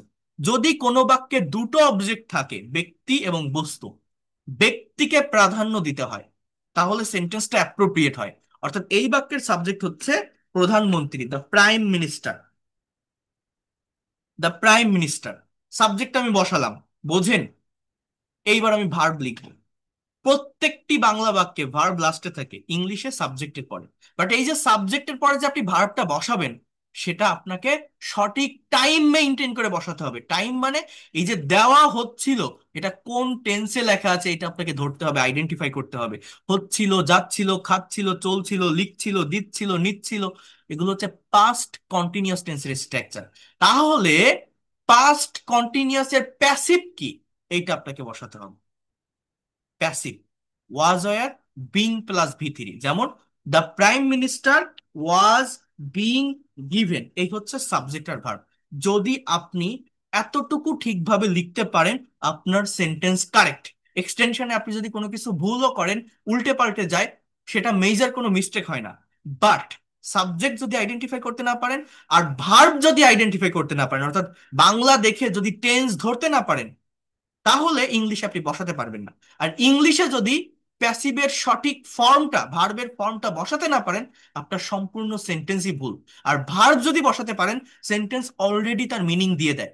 তাহলে the prime minister was being given, প্রধানমন্ত্রীকে দেওয়া হচ্ছিল। এই যে সাবজেক্ট আর ভার্ব আমি বসালাম, এইটা বসানোর পর প্যাসিভ রিলেটেড বাক্য যখন আপনি ইংলিশে ট্রান্সলেট করবেন, বাংলা বাক্যের লাস্ট থেকে ফার্স্টের দিকে আসবেন। বাংলা বাক্যের লাস্ট থেকে ফার্স্ট। তাহলে আগে কোনটা বসাবেন? প্রধানমন্ত্রী লেখা শেষ, দেওয়া হচ্ছিল এটাও লেখা শেষ। এবার কি আগে বসাবেন? গার্ড অফ অনার, তারপর উপলক্ষে, তারপর স্বাধীনতা দিবস। লাস্ট থেকে ফার্স্টের দিকে আসবেন। মনে রাখবেন সবগুলো সেন্টেন্স তৈরির ক্ষেত্রে সেম নিয়ম, same method. The prime minister was being given guard of honour. এবার কি স্বাধীনতা দিবস উপলক্ষে, তাহলে আগে উপলক্ষে, on the occasion of independent day. তাহলে টোটাল বাক্যটা কি হলো বলেন তো? The prime minister was being given guard of honour on the occasion of independent day. অর্থাৎ স্বাধীনতা দিবস উপলক্ষে প্রধানমন্ত্রীকে গার্ড অফ অনার দেওয়া হচ্ছিল। স্বাধীনতা দিবস উপলক্ষে প্রধানমন্ত্রীকে গার্ড অফ অনার দেওয়া হচ্ছিল। এই যে বাক্যটি আমি এখানে লিখলাম, এই বাক্যটা কারা দিচ্ছিল গার্ড অফ অনার সেটা কিন্তু এখানে বলা নেই। পুলিশে দিচ্ছিল, আর্মিতে দিচ্ছিল, যে কেউ দিতে পারে, কিন্তু সেটা এখানে লেখা নেই। এই জন্যই কিন্তু এটা পাস্ট কন্টিনিউয়াস এর প্যাসিভের স্ট্রাকচার আমাকে এখানে ব্যবহার করতে হচ্ছে, অজ বিং প্লাস ভি3। আমি যদি অ্যাক্টিভ ব্যবহার করতাম, অ্যাক্টিভ কেমন হয় বলেন তো? আমি যদি বলতাম the prime minister was giving guard of honour on the occasion of independence day, তাহলে বাক্যটার অর্থ কি হতো জানেন? বলতে পারেন কেউ? The prime minister was giving যদি এরকম থাকতো, তাহলে বাক্যের অর্থ কি হতো? যে প্রধানমন্ত্রী গার্ড অফ অনার দিচ্ছিল স্বাধীনতা দিবস উপলক্ষে। অর্থাৎ তখন সাবজেক্ট অ্যাক্টিভ হয়ে যায়, সাবজেক্ট কাজ করা শুরু করে দেয়, মানে প্রধানমন্ত্রী এইভাবে অনার, গার্ড অফ অনার দিচ্ছিল। কিন্তু জিনিসটা তো এরকম না, বাংলা তো এটা না। বাংলা কি? যে প্রধানমন্ত্রীকে দেওয়া হচ্ছিল, প্রধানমন্ত্রীকে দেওয়া হচ্ছিল, কে দিচ্ছে সেটা লেখা নেই। এজন্যই এটা প্যাসিভ।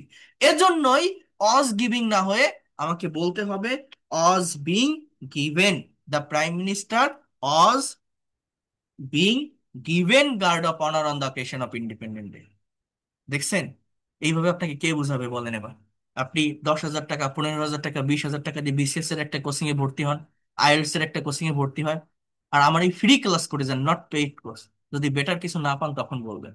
কারণ সেইভাবেই আমি প্রত্যেকটা বিষয়, প্রত্যেকটা স্টুডেন্টকে বোঝানোর চেষ্টা করি।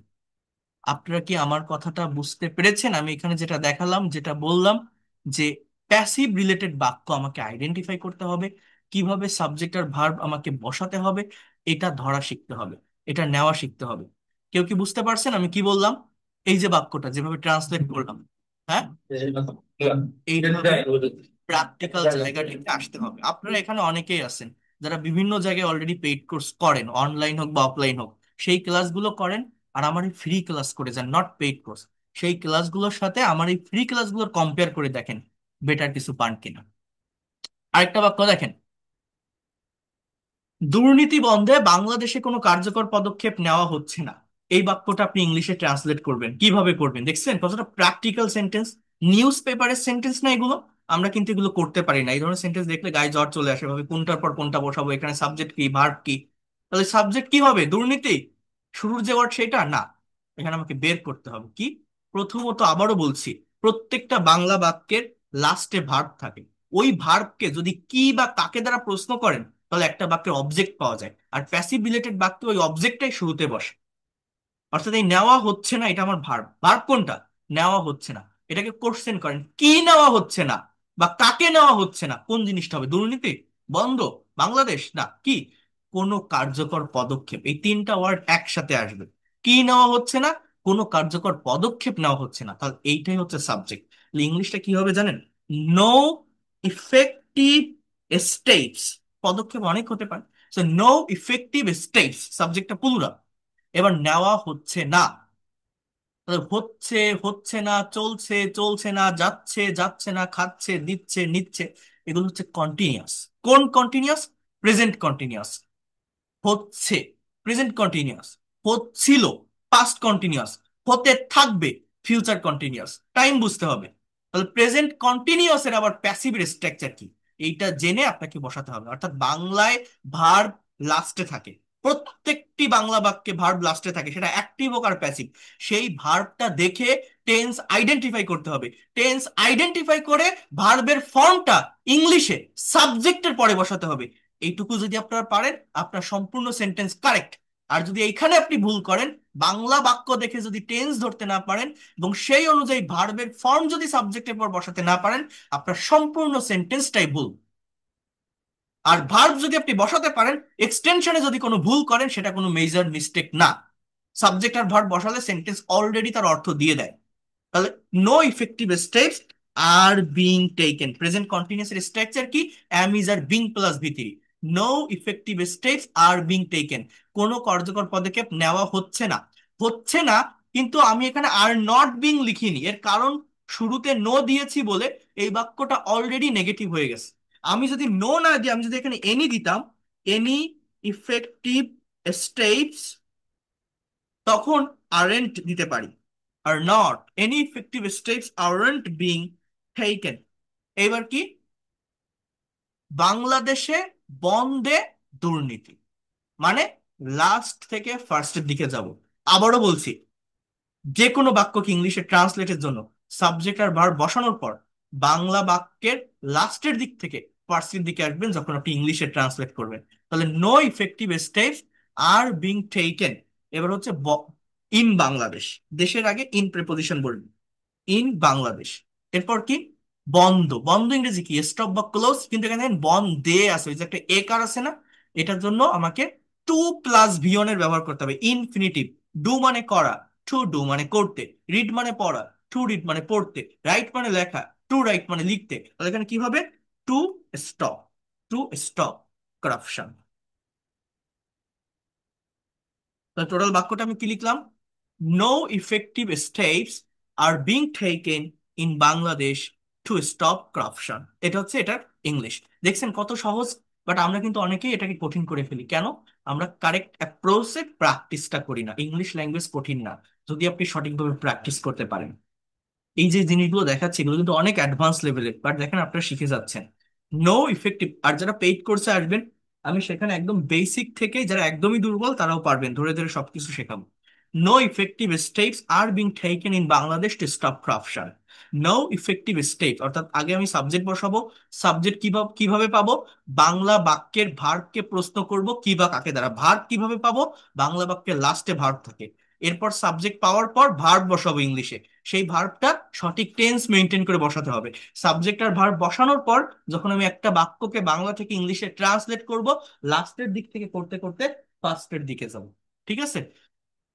এবার দেখেন এখানে আরেকটা বাক্য, গার্মেন্টস এর পণ্যগুলো নিয়মিত বিদেশে রপ্তানি হতে থাকবে। তাহলে হতে থাকবে, এটা কোন টেন্স? Future continuous. এবার কি রপ্তানি হবে? কোন জিনিসটা? গার্মেন্টস এর পণ্য, এটা সাবজেক্ট। তাহলে এটা কি হবে ইংলিশে? The goods of garments, the goods of garments. হ্যাঁ, গার্মেন্টস এর পণ্যগুলো, দ্য গুডস অফ গার্মেন্টস। এবার ভার্ব কি?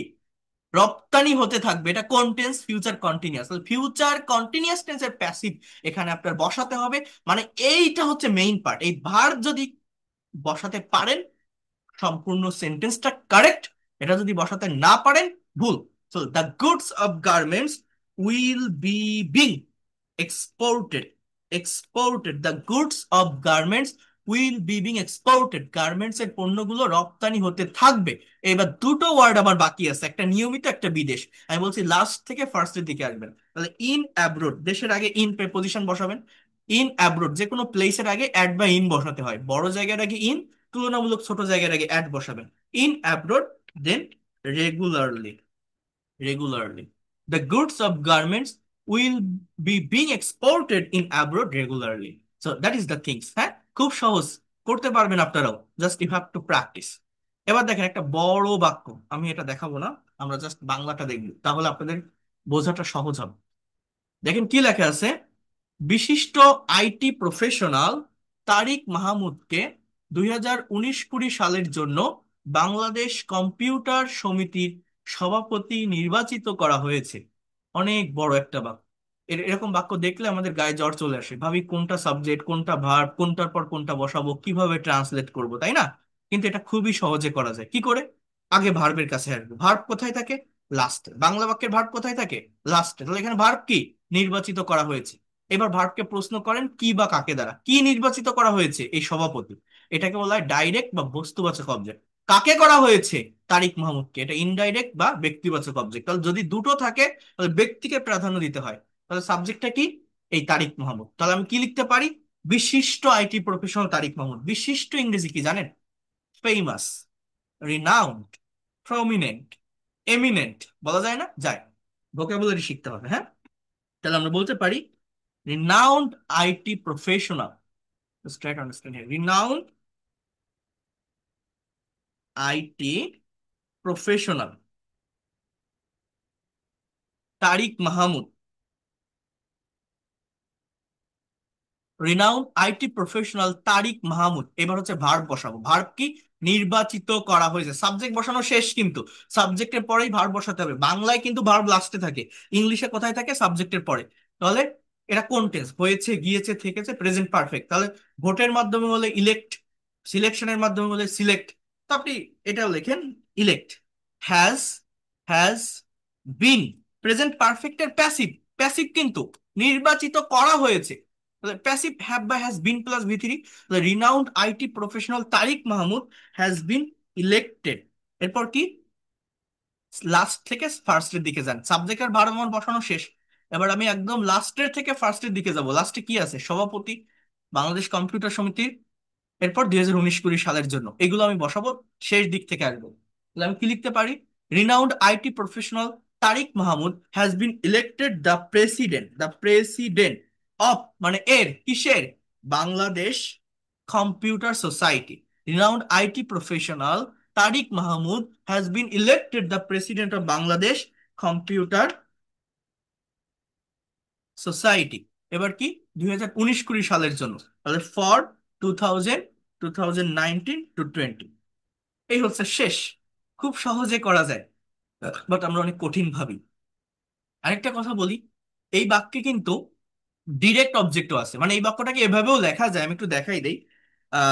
The president, the president of Bangladesh computer society, the president of Bangladesh computer society has been elected. The president of Bangladesh computer society has been elected, মানে Bangladesh computer সমিতির সভাপতি নির্বাচিত করা হয়েছে। তাকে? তারেক মাহমুদকে। এই যে কোনো ব্যক্তির কাছে, প্রতি বা পর্যন্ত বোঝাতে একটা টু প্রেপোজিশন ব্যবহার করতে হয়, বাই না কিন্তু, টু। টু। এবার আপনি এইটা লেখেন যে renowned IT professional Tariq Mahmud. হ্যাঁ, এবার কবে? যে 2019-20 সালের জন্য। তাহলে ওইটাকে, ওটা জাস্ট একটা টাইম, অ্যাডভার্ব অফ টাইম আপনি লাস্টে বসেন, যে ফর 2019-20। অর্থাৎ কি বললাম বলেন তো? এই যে বাক্যটি, বিশিষ্ট আইটি প্রফেশনাল তারিক মাহমুদকে 2019-20 সালের জন্য বাংলাদেশ কম্পিউটার সমিতির সভাপতি নির্বাচিত করা হয়েছে, এই বাক্যটিকে দুই ভাবে ট্রান্সলেট করা যায়। একটা হচ্ছে renowned IT professional Tariq Mahmud has been elected the president of Bangladesh computer society for 2019-20, অর্থাৎ ব্যক্তিবাচক সাবজেক্ট। এইটা হচ্ছে বেশি অ্যাপ্রোপ্রিয়েট। এই যে ফার্স্টের যেটা আমি লিখলাম, এটা বেশি অ্যাপ্রোপ্রিয়েট, কারণ ব্যক্তিকে প্রাধান্য দিতে হয়। কিন্তু এটাও হয়, the president of Bangladesh computer society has been elected to renowned IT professional Tariq Mahmud for 2019-20। কেউ কি আমার এটা বুঝতে পেরেছেন? আমি যে কথাগুলো বলছি, যেটা দেখাচ্ছি, আর আপনাদের কি মনে হয় যে না, স্যার যেটা বলছে এটা ঠিক? ল্যাঙ্গুয়েজটা প্রফেশনালি ডেভেলপ করতে গেলে আমাকে এই জায়গাগুলোই ফেস করতে হবে, এবং এই জায়গাগুলোই আমার উত্তরণ করা দরকার, এই জায়গাগুলোই ভালোভাবে শেখা দরকার। হ্যাঁ, মনে হয় আপনাদের যে না, আমি যদি ইংলিশে সত্যিকার অর্থে, রাইট, Clear. হ্যাঁ, মানে এইটুকু তো আপনারা বুঝতে পারছেন যে আমি যদি ইংলিশ, দেখেন আমি তো আজকেই প্যাসিভ দেখাচ্ছি তাই না, একদিনে তো সবাই শিখে নিতে পারে না, আপনিও শিখবেন না, যেহেতু এটা একটু অ্যাডভান্স টপিক। বাট অন্তত এই আইডিয়াটুকু আপনি পাচ্ছেন কিনা যে ল্যাঙ্গুয়েজটা শিখতে গেলে এই যে প্র্যাকটিক্যাল প্যাসিভ বা ডিরেক্ট প্যাসিভের ব্যবহার, যেটা কনভারসেশন, কমিউনিকেশন বা রাইটিং এ হয়ে থাকে, এটা আমাদের শেখা দরকার। এটা খুবই গুরুত্বপূর্ণ। অন্তত এইটুকু আপনি কনসেপ্ট নিতে পারছেন কিনা যে আমার এই জায়গাটায় ল্যাক আছে। আমরা মনে করি যে আমি ইংরেজি পারি, টেন্স পারি, এটা আসলে কিছুই না। আসলে সত্যিকার অর্থে যদি প্র্যাকটিক্যালি আমাকে ইংলিশ ল্যাঙ্গুয়েজটা ফেস করতে হয়, আমাকে এই জায়গাগুলোকেই ফেস করতে হবে। তা আমি যদি এটা প্র্যাকটিস না করি, তাহলে আমি কিভাবে পারবো এটা? এতটুকু আপনাদের মনে হচ্ছে কিনা যে না, এটা সত্যিকার অর্থে গুরুত্বপূর্ণ? মনে হয় এটা? Yes, হ্যাঁ, হ্যাঁ। শিখতে না পারেন, বাট এইটুকু তো আগে বলছেন যে এটার গুরুত্ব কতটা, এটা সত্যিকার অর্থে দরকার কিনা, এবং আমরা আমাদের টিচাররা এগুলো শেখায় কিনা এইভাবে প্র্যাকটিক্যাল ওয়েতে প্যাসিভ শেখায় না। দেখেন, যেটা বলছি,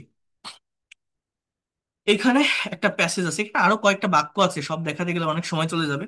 তো এইখানে একটা প্যাসেজ আছে, আপনারা এই প্যাসেজটা একটু নিজেরা করবেন। একটা স্ক্রিনশট দিন, আমি যা দেখালাম যদি এটা পারেন নিজেরা করবেন, যে আপনারা নিজেরা বুঝতে পারছেন কিনা। এখানে প্রত্যেকটা বাক্য প্যাসিভ। আধুনিক বিশ্বের প্রায় সকল কর্মকাণ্ডে তথ্য প্রযুক্তির ব্যবহার হয়। তথ্য প্রযুক্তির ব্যবহারের মাধ্যমে জটিল কাজকে সহজভাবে সম্পাদন করা যায়। যে ব্যক্তি তথ্য প্রযুক্তিতে দক্ষ, তাকে বিশেষভাবে মূল্যায়ন করা হয়। সর্বক্ষেত্রে তথ্য প্রযুক্তির ব্যবহার বাড়াতে বিভিন্ন পদক্ষেপ নেওয়া হচ্ছে। এই যে সেন্টেন্স গুলো, প্রত্যেকটা প্যাসিভ। এগুলো আমি আমার পেইড কোর্সে করাই। আমার পেইড কোর্সের মাস্টার্স ফ্রি হ্যান্ড রাইটিং ক্লাসের একটা ক্লাস। আপনারা বুঝতে পারছেন এটা কতটা ইফেক্টিভ। তাহলে এরকম যদি আপনি 12টা ক্লাস করেন, টোটাল 12টা রাইটিং এর ক্লাস আছে, আপনাকে রাইটিং এ কে আটকাবে বলেন? আপনি কেন ইংলিশে প্রফেশনাল হতে পারবেন না? তাহলে আমি একটা বাক্য একটু দেখাই, দেখেন কিভাবে করব। আধুনিক বিশ্বে প্রায় সকল কর্মকাণ্ডে তথ্য প্রযুক্তির ব্যবহার হয়। আমার ভার্বটা কোথায় থাকে বাংলা বাক্যে? লাস্টে ব্যবহার হয়। অ্যাজ ইউজুয়াল কোনো কিছু হয়, তাহলে এটা কোন টেন্স? ভার্ব দেখে টেন্স আইডেন্টিফাই করে ফেলতে হবে। Present indefinite tense. এবার কিসের ব্যবহার হয়, কি, কাকে ব্যবহার করতে হয়? তথ্য প্রযুক্তি। সাবজেক্ট হচ্ছে তথ্য প্রযুক্তি, অর্থাৎ ইনফরমেশন টেকনোলজি। Information technology. এরপর হচ্ছে ব্যবহার হয়, তাহলে ইজ প্লাস ভি3। এই যে সাবজেক্ট আর ভার্ব বসালাম। এবার লাস্ট থেকে ফার্স্টের দিকে আসবেন। কিন্তু এক একটা ওয়ার্ড না, ফ্রেজ ধরে ধরে আসতে হয়। ইংলিশ ল্যাঙ্গুয়েজে আপনারা ফ্রেজ ধরতে পারেন, বাংলায় ফ্রেজ ধরতে পারেন, মানে কোন ওয়ার্ডের সাথে কানেক্টেড এটা আমাকে বুঝতে হবে। যেমন দেখেন, তথ্য প্রযুক্তি, এই যে পরের বাক্যটা আমি একটু বলি আপনাকে। এই যে পরের যে বাক্যটা, তথ্য প্রযুক্তি, এই দুইটা ওয়ার্ড কিন্তু একসাথে কানেক্টেড। ব্যবহারের মাধ্যমে, এই দুইটা ওয়ার্ড একসাথে কানেক্টেড। জটিল কাজকে, এই দুইটা ওয়ার্ড একসাথে কানেক্টেড, বোঝেন কিন্তু। তথ্য প্রযুক্তির ব্যবহারের মাধ্যমে, এই দুইটা ওয়ার্ড আলাদা, একসাথে কানেক্টেড। আর জটিল কাজকে, এটা আবার এই দুটো ওয়ার্ড একসাথে connected.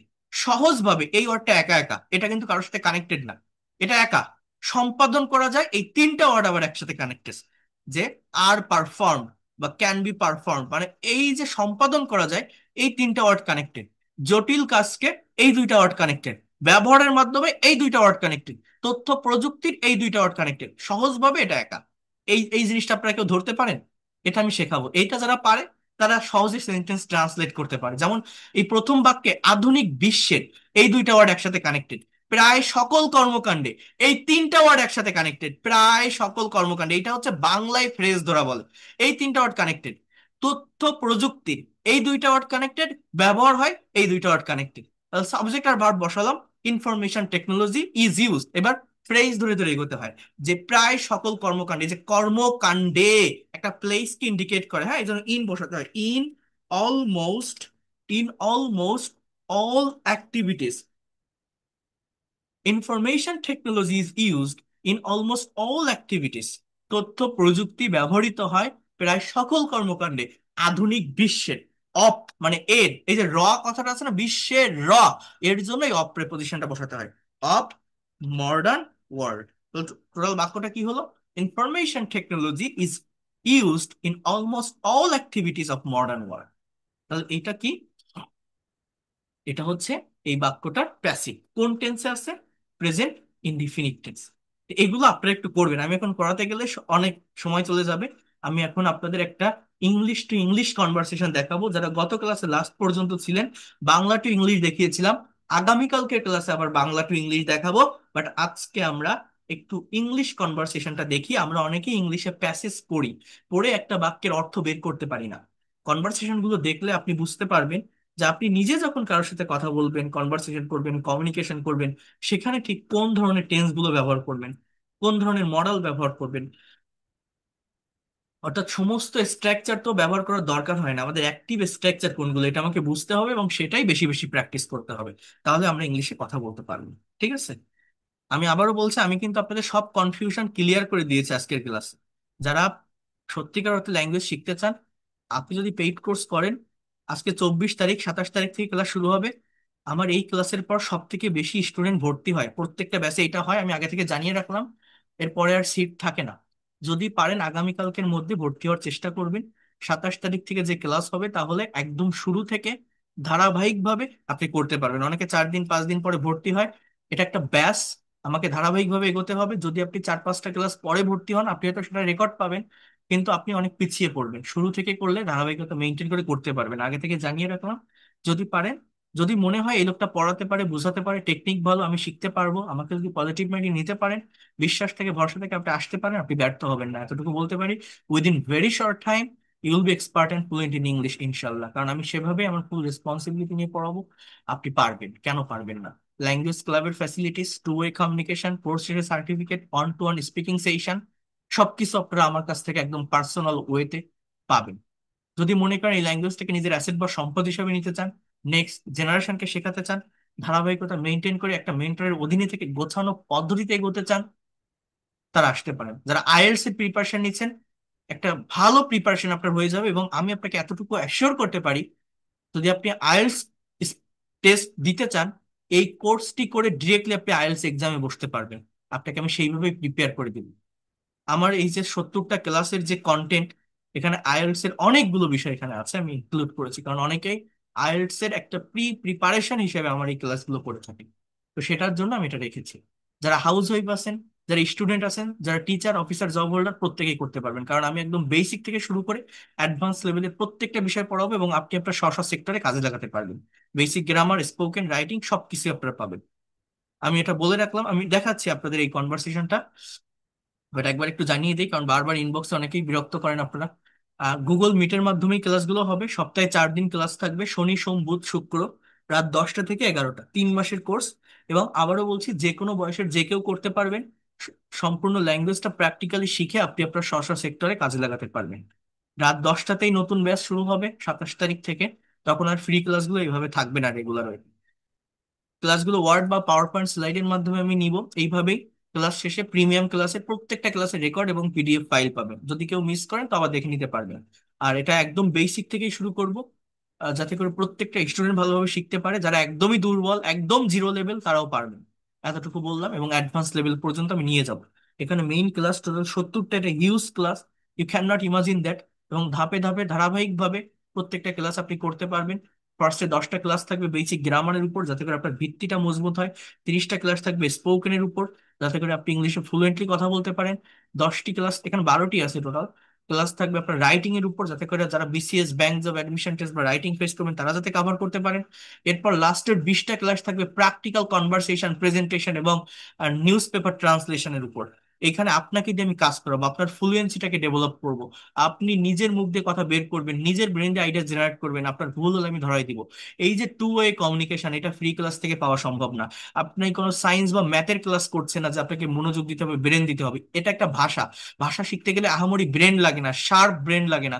Just you need practice. আপনি যত ইলিটারেট হন, অশিক্ষিত হন, একদম গ্রামের একজন কৃষক হলেও আপনি ইংলিশে কথা বলতে পারবেন, just by practising. Practice, practice and practice, you all know that practice makes a man perfect. So without practising how can you be able to expert and fluent in English? এই প্র্যাকটিসটা correct way, correct method, correct technique, correct strategy maintain করে করতে হয়, যেটা আমি এখান থেকে করাবো। এবং আপনি পারবেন ইনশাল্লাহ, আমি এতটুকু বলতে পারি। এবং এই কোর্সটা এমন ভাবে সাজানো হয়েছে এখানে যারাই ক্লাস করে বেশিরভাগ মানুষ ব্যস্ত জীবন পার করে। তো এই ক্লাসের ভিতরেই যাতে সব প্র্যাকটিস হয়, সবকিছু কমপ্লিট করতে পারি, সেভাবে আমি করাবো। 2,000 টাকা কোর্স ফি। যারা ভর্তি হতে চান আগামীকালকের ভিতর ভর্তি হয়ে যাবেন, টাকা সেন্ড মানি করে জানাবেন। আমি আপনাদের পেইড কোর্সের এই পর্যন্ত যারা ভর্তি হয়েছেন, আমার পেইড কোর্সের যে প্রাইভেট হোয়াটসঅ্যাপ নতুন যে ব্যাচের গ্রুপ, সেটা কমপ্লিট করেছি আমি, তৈরি করা হয়ে গেছে। আমি আজকের ক্লাস শেষে আপনাদের সবাইকে লিংক প্রোভাইড করবো, আপনারা প্রত্যেকে আমি যুক্ত করে নিব পেইড কোর্সের গ্রুপে। ঠিক আছে? আর আগামীকালের ভিতরে আপনারা ভর্তি কনফার্ম করবেন যারা ভর্তি চান। এবং আমি এই সুযোগটাও দিই, যারা একবারে পারবেন না 1,000 টাকা অ্যাডভান্স করে শুরু করতে পারবেন। যারা পারবেন 2,000 টাকা দিয়ে দিবেন, তাহলে সম্পূর্ণ অ্যাক্সেস পাবেন, কোথাও কোনো ঝামেলা থাকবে না। যারা পারবেন না 1,000 টাকা অ্যাডভান্স করেও পেইড কোর্সের ক্লাস শুরু করতে পারবেন। বাকি 1,000 টাকা কিছুদিন পর বা 1 মাস পরে দিলেও হবে, কোনো সমস্যা নেই, এই সুযোগটা আমি রাখি। কিন্তু শুরু থেকেই ক্লাস করবেন, তাহলে ধারাবাহিকতা মেনটেন করে ল্যাঙ্গুয়েজটা শিখতে পারবেন। যারা ইন্ডিয়া থেকে আসেন, গুগল পে বা ফোন পে করে ক্লাস করতে পারবেন। আমার এই দুইটা নাম্বার আপনারা নিয়ে রাখবেন: 01997356957, 01938689196। এই নাম্বারে টাকা সেন্ড মানি করে আমাকে জানালে, এই নাম্বারে হোয়াটসঅ্যাপ আছে, একটা স্ক্রিনশট বা লাস্ট ডিজিট দিলে আমি আপনাদের পেইড কোর্সের গ্রুপে যুক্ত করে নিব। আর আমার লেখা বই আছে, এই যে যা যা পড়াচ্ছি প্যাসিভ ভয়েস বা এর আগেও যা পড়িয়েছি সবকিছু এই বইটার ভিতরে আছে।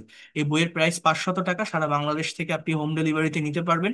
ডেলিভারি চার্জ 620 টাকা পড়বে, 120 টাকা ডেলিভারি চার্জ সারা বাংলাদেশে। এটা অনেক প্রিমিয়াম কোয়ালিটির একটা বই, এবং এটা full course of English language. এখানে আপনার grammar, pronunciation, spoken, writing, vocabulary সবকিছুই আছে। যারা ল্যাঙ্গুয়েজটাকে প্রফেশনালি ডেভেলপ করতে চান এটা নিতে পারেন। আপনারা তো অনেক বই কেনেন, অনেক বিজ্ঞাপন দেখে বই কেনেন, আর আমার ক্লাস করে আমার এই বই কিনতে পারেন। এটা যে কতটা effective, you can not imagine that. হ্যাঁ, আমি যা যা পড়াচ্ছি, যেভাবে লেকচার দিচ্ছি, সবকিছু ওয়েল অর্গানাইজড ওয়েতে আমার এই বইটাতে সাজানো আছে, তুলে ধরা আছে। সবকিছু একদম ধারাবাহিক ভাবে ধাপে ধাপে দেওয়া আছে, এবং এটা অত্যন্ত সহজ এবং সাবলীল ভাষা। এবং এই বইতে কি আছে জানেন? এই বইতে 100+ আইএলটিএস কিউ কার টপিক আছে, 100+ ইংলিশ টু ইংলিশ কনভারসেশন আছে, 10+ রিডিং স্টোরি আছে, 100+ মোস্ট ইম্পর্টেন্ট স্পোকেন স্ট্রাকচার আছে এই বইটা। এটা যারা নিতে চান নিতে পারেন। আপনি যারা ফ্রি ক্লাস করছেন তারাও নিতে পারেন, যারা পেইড কোর্স করছেন তারাও নিতে পারেন। আর পেইড কোর্সে আসলে আপনার বই নিতে হবে ম্যান্ডেটরি এরকম না। আমি প্রত্যেকটা ক্লাস শেষে পিডিএফ ফাইল, রেকর্ড ক্লাস দিয়ে দিব, আপনি সেটা থেকে পড়তে পারবেন। বাট যদি কেউ মনে করেন যে না, পিডিএফ থেকে আমার ভালো প্রিপারেশন হচ্ছে না, আমার একটা হার্ড কপি বই দরকার, তাহলে আমি ভালোভাবে শিখতে পারবো, তারা এটা নিতে পারেন। আপনার ব্যাপার, আমি জোর করি না কাউকে বা ফোর্স করি না। টোটাল কোর্স ফি 2,000 টাকা। এই 2,000 টাকার ভিতরে আমি আপনাকে যতটুকু ফ্যাসিলিটিস দেওয়া দরকার বা প্রয়োজন আমি সব দিব, আপনার বাড়তি কোনো টাকা দিতে হবে না। আর এই 2,000 টাকার ভিতরে আপনি যদি 3 মাসের ভিতর শিখতে না পারেন, পরবর্তীতে আরো সময় পাবেন, আরো নতুন ব্যাচে পড়তে পারবেন, আলাদা কোনো টাকা দিতে হবে না। আপনি যত দিন না পর্যন্ত এক্সপার্ট এবং ফ্লুয়েন্ট হবেন আপনি থাকতে পারবেন। টোটাল কোর্স ফি 2,000 টাকা, এর বাইরে আর 1 টাকাও নিব না। বাট যদি আপনি বই কিনতে চান, সেটা আপনি পেইড কোর্স হন বা ফ্রি কোর্স, আপনাকে এটা আলাদাভাবে পারচেস করতে হবে। বইয়ের প্রাইস হচ্ছে 500 টাকা, আমি বলে রাখলাম। কারণ এই বইয়ের টাকা আমি নেই না, এটা আমার না। এটা হচ্ছে, এখানে সোনামুখ নাম লেখা আছে দেখছেন, এটা একটা সোশ্যাল অর্গানাইজেশন। ওই সোনামুখ পরিবারের দারিদ্র শিক্ষার্থীদের কল্যাণে এটা ব্যয় হয়। এটা আমি বলে রাখলাম, এই বই নিলে আপনি এটা বুঝতে পারবেন এটা কিসের কি। তো এই হচ্ছে বিষয়। বাট বইটা আমার নিজের লেখা, আমার হাতে লেখা, full course of English language. এই বইয়ের সব টাকা আমি সেখানে ডোনেট করে থাকি। ঠিক আছে? এই হচ্ছে বিষয়। তো যারা ভর্তি হতে চান তারা জানাবেন, এই নাম্বারে সেন্ড মানি করে আপনাকে একটা আইডি কার্ড দিয়ে দিব যে আপনি আমার ব্যাচের স্টুডেন্ট। যেহেতু আপনি অনলাইনে ক্লাস করছেন, আপনার নাম্বারটা হারিয়ে যেতে পারে বা হোয়াটসঅ্যাপটা ব্যান হতে পারে, আপনার একটা আইডেন্টিটি থাকবে। অর্থাৎ যদি কোনো ইনকেস প্রবলেম হয়, এটা আমাকে দেখালে আমি আপনাকে যে কোনো নতুন ব্যাচে অ্যাড করে নিতে পারবো। হ্যাঁ, এই হচ্ছে বিষয়। আর প্রত্যেকটা স্টুডেন্টের one to one presentation, one to one session আমি নিয়ে থাকি। অর্থাৎ 1 মাস ক্লাস করার পর আপনি কতটুকু ডেভেলপ করতে পারলেন, কতটুকু বুঝতে পারলেন, এটার উপর ডিপেন্ড করে আমি আপনার স্পিকিং টেস্ট যেটা, সেটাও আমি নিব। এটা আপনি এই স্পেলিং টেস্ট গুলো আপনারাও দিতে পারবেন। এটা আপনারা এখান থেকে ভালোভাবে বুঝবেন না, বাট আমি দেখাবো আপনাদের। সো এই হচ্ছে বিষয়। যারা ভর্তি হতে চান তারা জানাবেন। আমি এতটুকু বলতে পারি, আমি অত্যন্ত যত্ন সহকারে পড়িয়ে থাকি, এবং প্র্যাকটিক্যালি পুরো ল্যাঙ্গুয়েজটা আপনারা শিখতে পারবেন। আমি basic grammar, spoken, rules, regulation সবকিছু নিয়ে কথা বলি, বাট সেগুলোকে প্র্যাকটিক্যালি কিভাবে কনভারসেশন, প্রেজেন্টেশন, ট্রান্সলেশন অ্যাপ্লাই করতে হয় আমি কিন্তু দেখাই। যারা প্রথম দিন থেকে এই 5টি ক্লাস করে আসতেছেন তারা জানেন আমি কতগুলো বিষয় নিয়ে আলোচনা করছি, কতটা ডিটেলসে প্রত্যেকটা বিষয় আপনাদের শিখিয়েছি। তো যাই হোক, যারা ভর্তি হতে চান আজকে রাতের ভিতরেও আপনি ভর্তি হতে পারেন। এই নাম্বারে সেন্ড মানি করে জানালে আমি অ্যাড করে নিব। যারা ভর্তি হন, এই নাম্বার টাকা পাঠিয়ে বিকাশে আপনি জাস্ট লাস্ট ডিজিটটা আমাকে, এই নাম্বারেই হোয়াটসঅ্যাপ আছে, নাম্বারটা সেভ করে হোয়াটসঅ্যাপে নক দিলে আপনি পেয়ে যাবেন আমাকে। আচ্ছা, তো এরপর দেখেন, আহ আমি একটু কনভারসেশনে আসি। দেখেন এখানে টোটাল 39টা কনভারসেশন আছে আমার এই ফাইলটাতে। এটা যদি আপনি একটু প্র্যাকটিস করেন, আমরা অনেকেই ইংলিশে প্যাসেজ রিডিং করি বাট অ্যাকচুয়াল অর্থ বুঝি না। তো কনভারসেশন গুলো পড়লে বোঝা যায় যে একটা সেন্টেন্সের অর্থ কি, কোন টেন্স মেনটেন করে লেখা, টেন্স আইডেন্টিফাই করা শিখতে পারবেন। কি লেখা আছে দেখেন, mobile phone is on of the wanders of modern science. Mobile phone হচ্ছে আধুনিক বিজ্ঞানের একটা বিস্ময়। সাবজেক্টটা মোবাইল ফোন, ইজটা ভার্ব। এখন আমরা অনেকেই মনে করি অ্যাম ইজ আর থাকলেই মনে হয় কন্টিনিউয়াস, বাট না, এখানে ইজটাই মেইন ভার্ব, এটা বি ভার্বের সেন্টেন্স, এটা প্রেজেন্ট ইনডিফিনিট। তাহলে বাংলাটা কি, মোবাইল ফোন হচ্ছে আধুনিক বিজ্ঞানের একটা বিষয়। It has added, has plus V three present perfect tense, এটা যুক্ত করেছে আর নিউ ডিমেনশন, একটা নতুন মাত্রা। ডিমেনশন মানে মাত্রা, একটা লেভেল, হ্যাঁ, to our way of life and to the communication system, আমাদের জীবনে এবং যোগাযোগ ব্যবস্থায়। But it can be misuse by someone, কিন্তু এটার অপব্যবহার হতে পারে কারো কারো দ্বারা। Can be plus V three, এটা হচ্ছে মডালের প্যাসিভ। বুঝতে পারছেন? এটা বুঝতে হবে, মানে সাবজেক্টের পরে ভার্ব থাকে, এই ভার্বটা আপনি দেখেন আইডেন্টিফাই করতে পারেন কিনা যে কোন টেন্স, কোন প্যাসিভ বা কোন মডাল, তাহলে অ্যাকচুয়াল অর্থ বুঝতে পারবেন। Now write a dialogue between you and your friend on merits and demerits of using mobile phone. এখন দেখেন দুইজনের ভিতরে একটা কনভারসেশন হচ্ছে। আনিস বলছে, hi Rahel, how are you? বলছে, I'm fine, what about you? বলছে, I'm fine too. You know, I have bought a new mobile phone yesterday, here it is. এই যে হ্যাভ বট, তাহলে বাংলা কি, আমি কিনেছি একটা নতুন মোবাইল। বলছে, very nice, what do you think about mobile phone? Mobile phone সম্পর্কে তুমি কি মনে করো, তুমি কি ভাবো? হোয়াট ডু ইউ থিঙ্ক, এটা কোন টেন্স? প্রেজেন্ট ইনডিফিনিট টেন্সের একটা কোশ্চেন। আনিস বলছে, nowadays mobile phone is very essential device. অর্থাৎ এটা ইজ ছাড়া আর কোনো ভার্ব নেই, বি ভার্বের সেন্টেন্স, প্রেজেন্ট ইনডিফিনিট টেন্স। বর্তমানে মোবাইল ফোন হচ্ছে খুবই প্রয়োজনীয় একটা মাধ্যম। It has added a new dimension two our way of life and to the communication system. এটা যুক্ত করেছে একটা নতুন মাত্রা আমাদের জীবনে এবং যোগাযোগ ব্যবস্থায়। We can communicate with the whole world in the shortest possible time through ইট।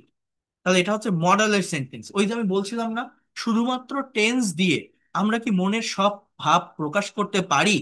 টেন্সের তো জাস্ট 12টা স্ট্রাকচার আছে।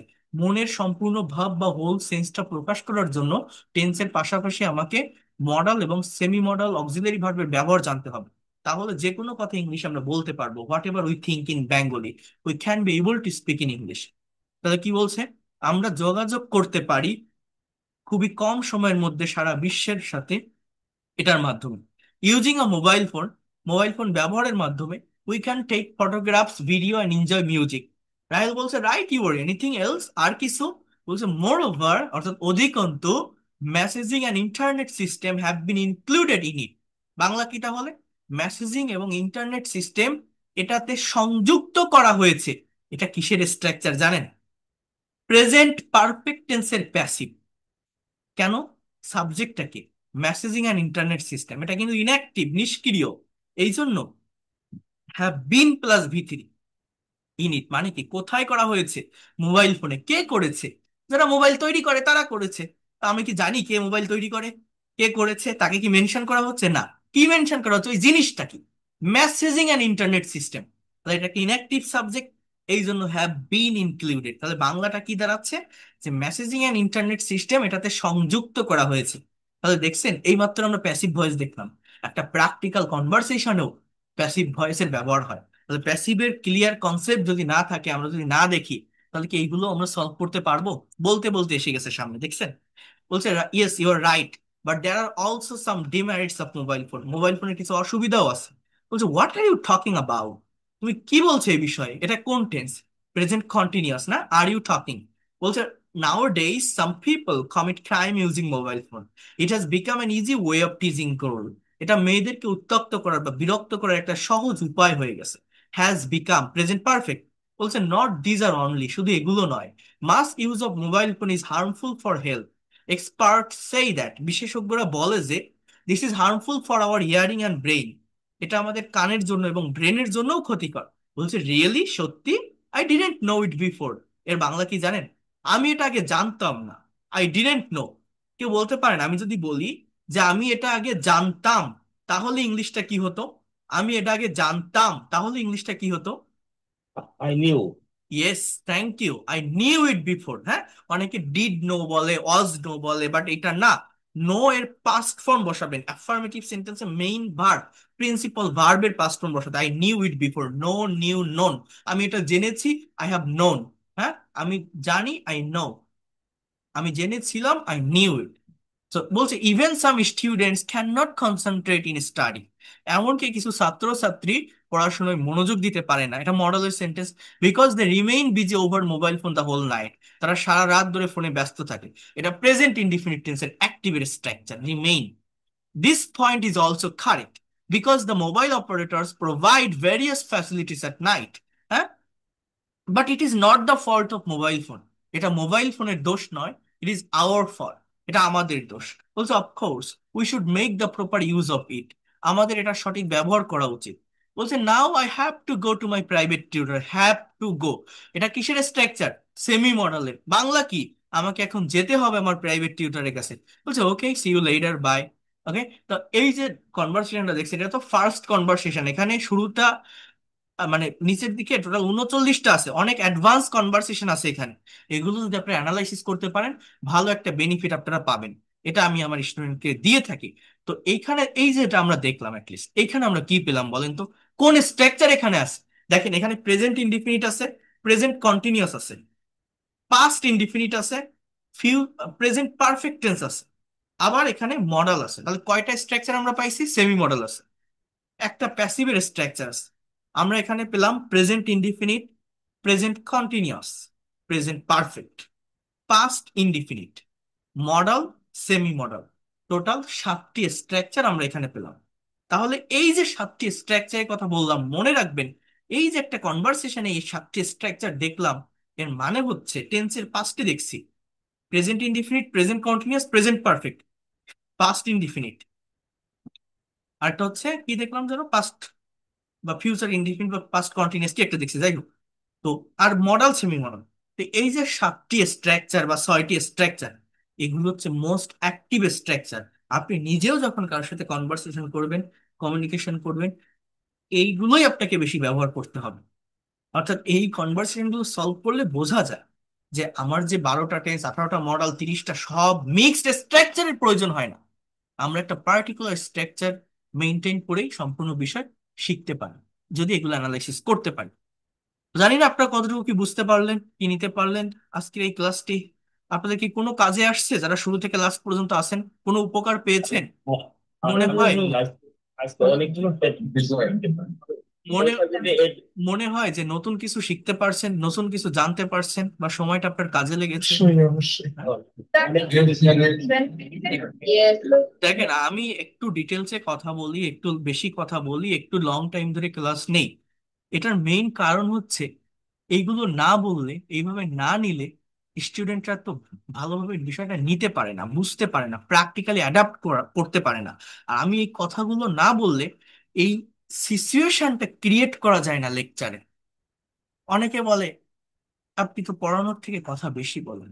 এখন আমি পড়ালাম, আমার এখানে টপিক সিলেক্ট করা আছে, এই যা দেওয়া আছে, আমি যদি এই গতানুগতিক ধারা আপনাকে বলে যাই, আমার এই পাশে একটা প্যাসেজ আছে, এই যদি আমি গতানুগতিক ধারা আপনাকে পড়াই যাই, এ তো আপনি বইতেও দেখবেন, এ তো আপনি নিজেও পড়তে পারবেন, তাহলে আমার পড়ায় লাভ।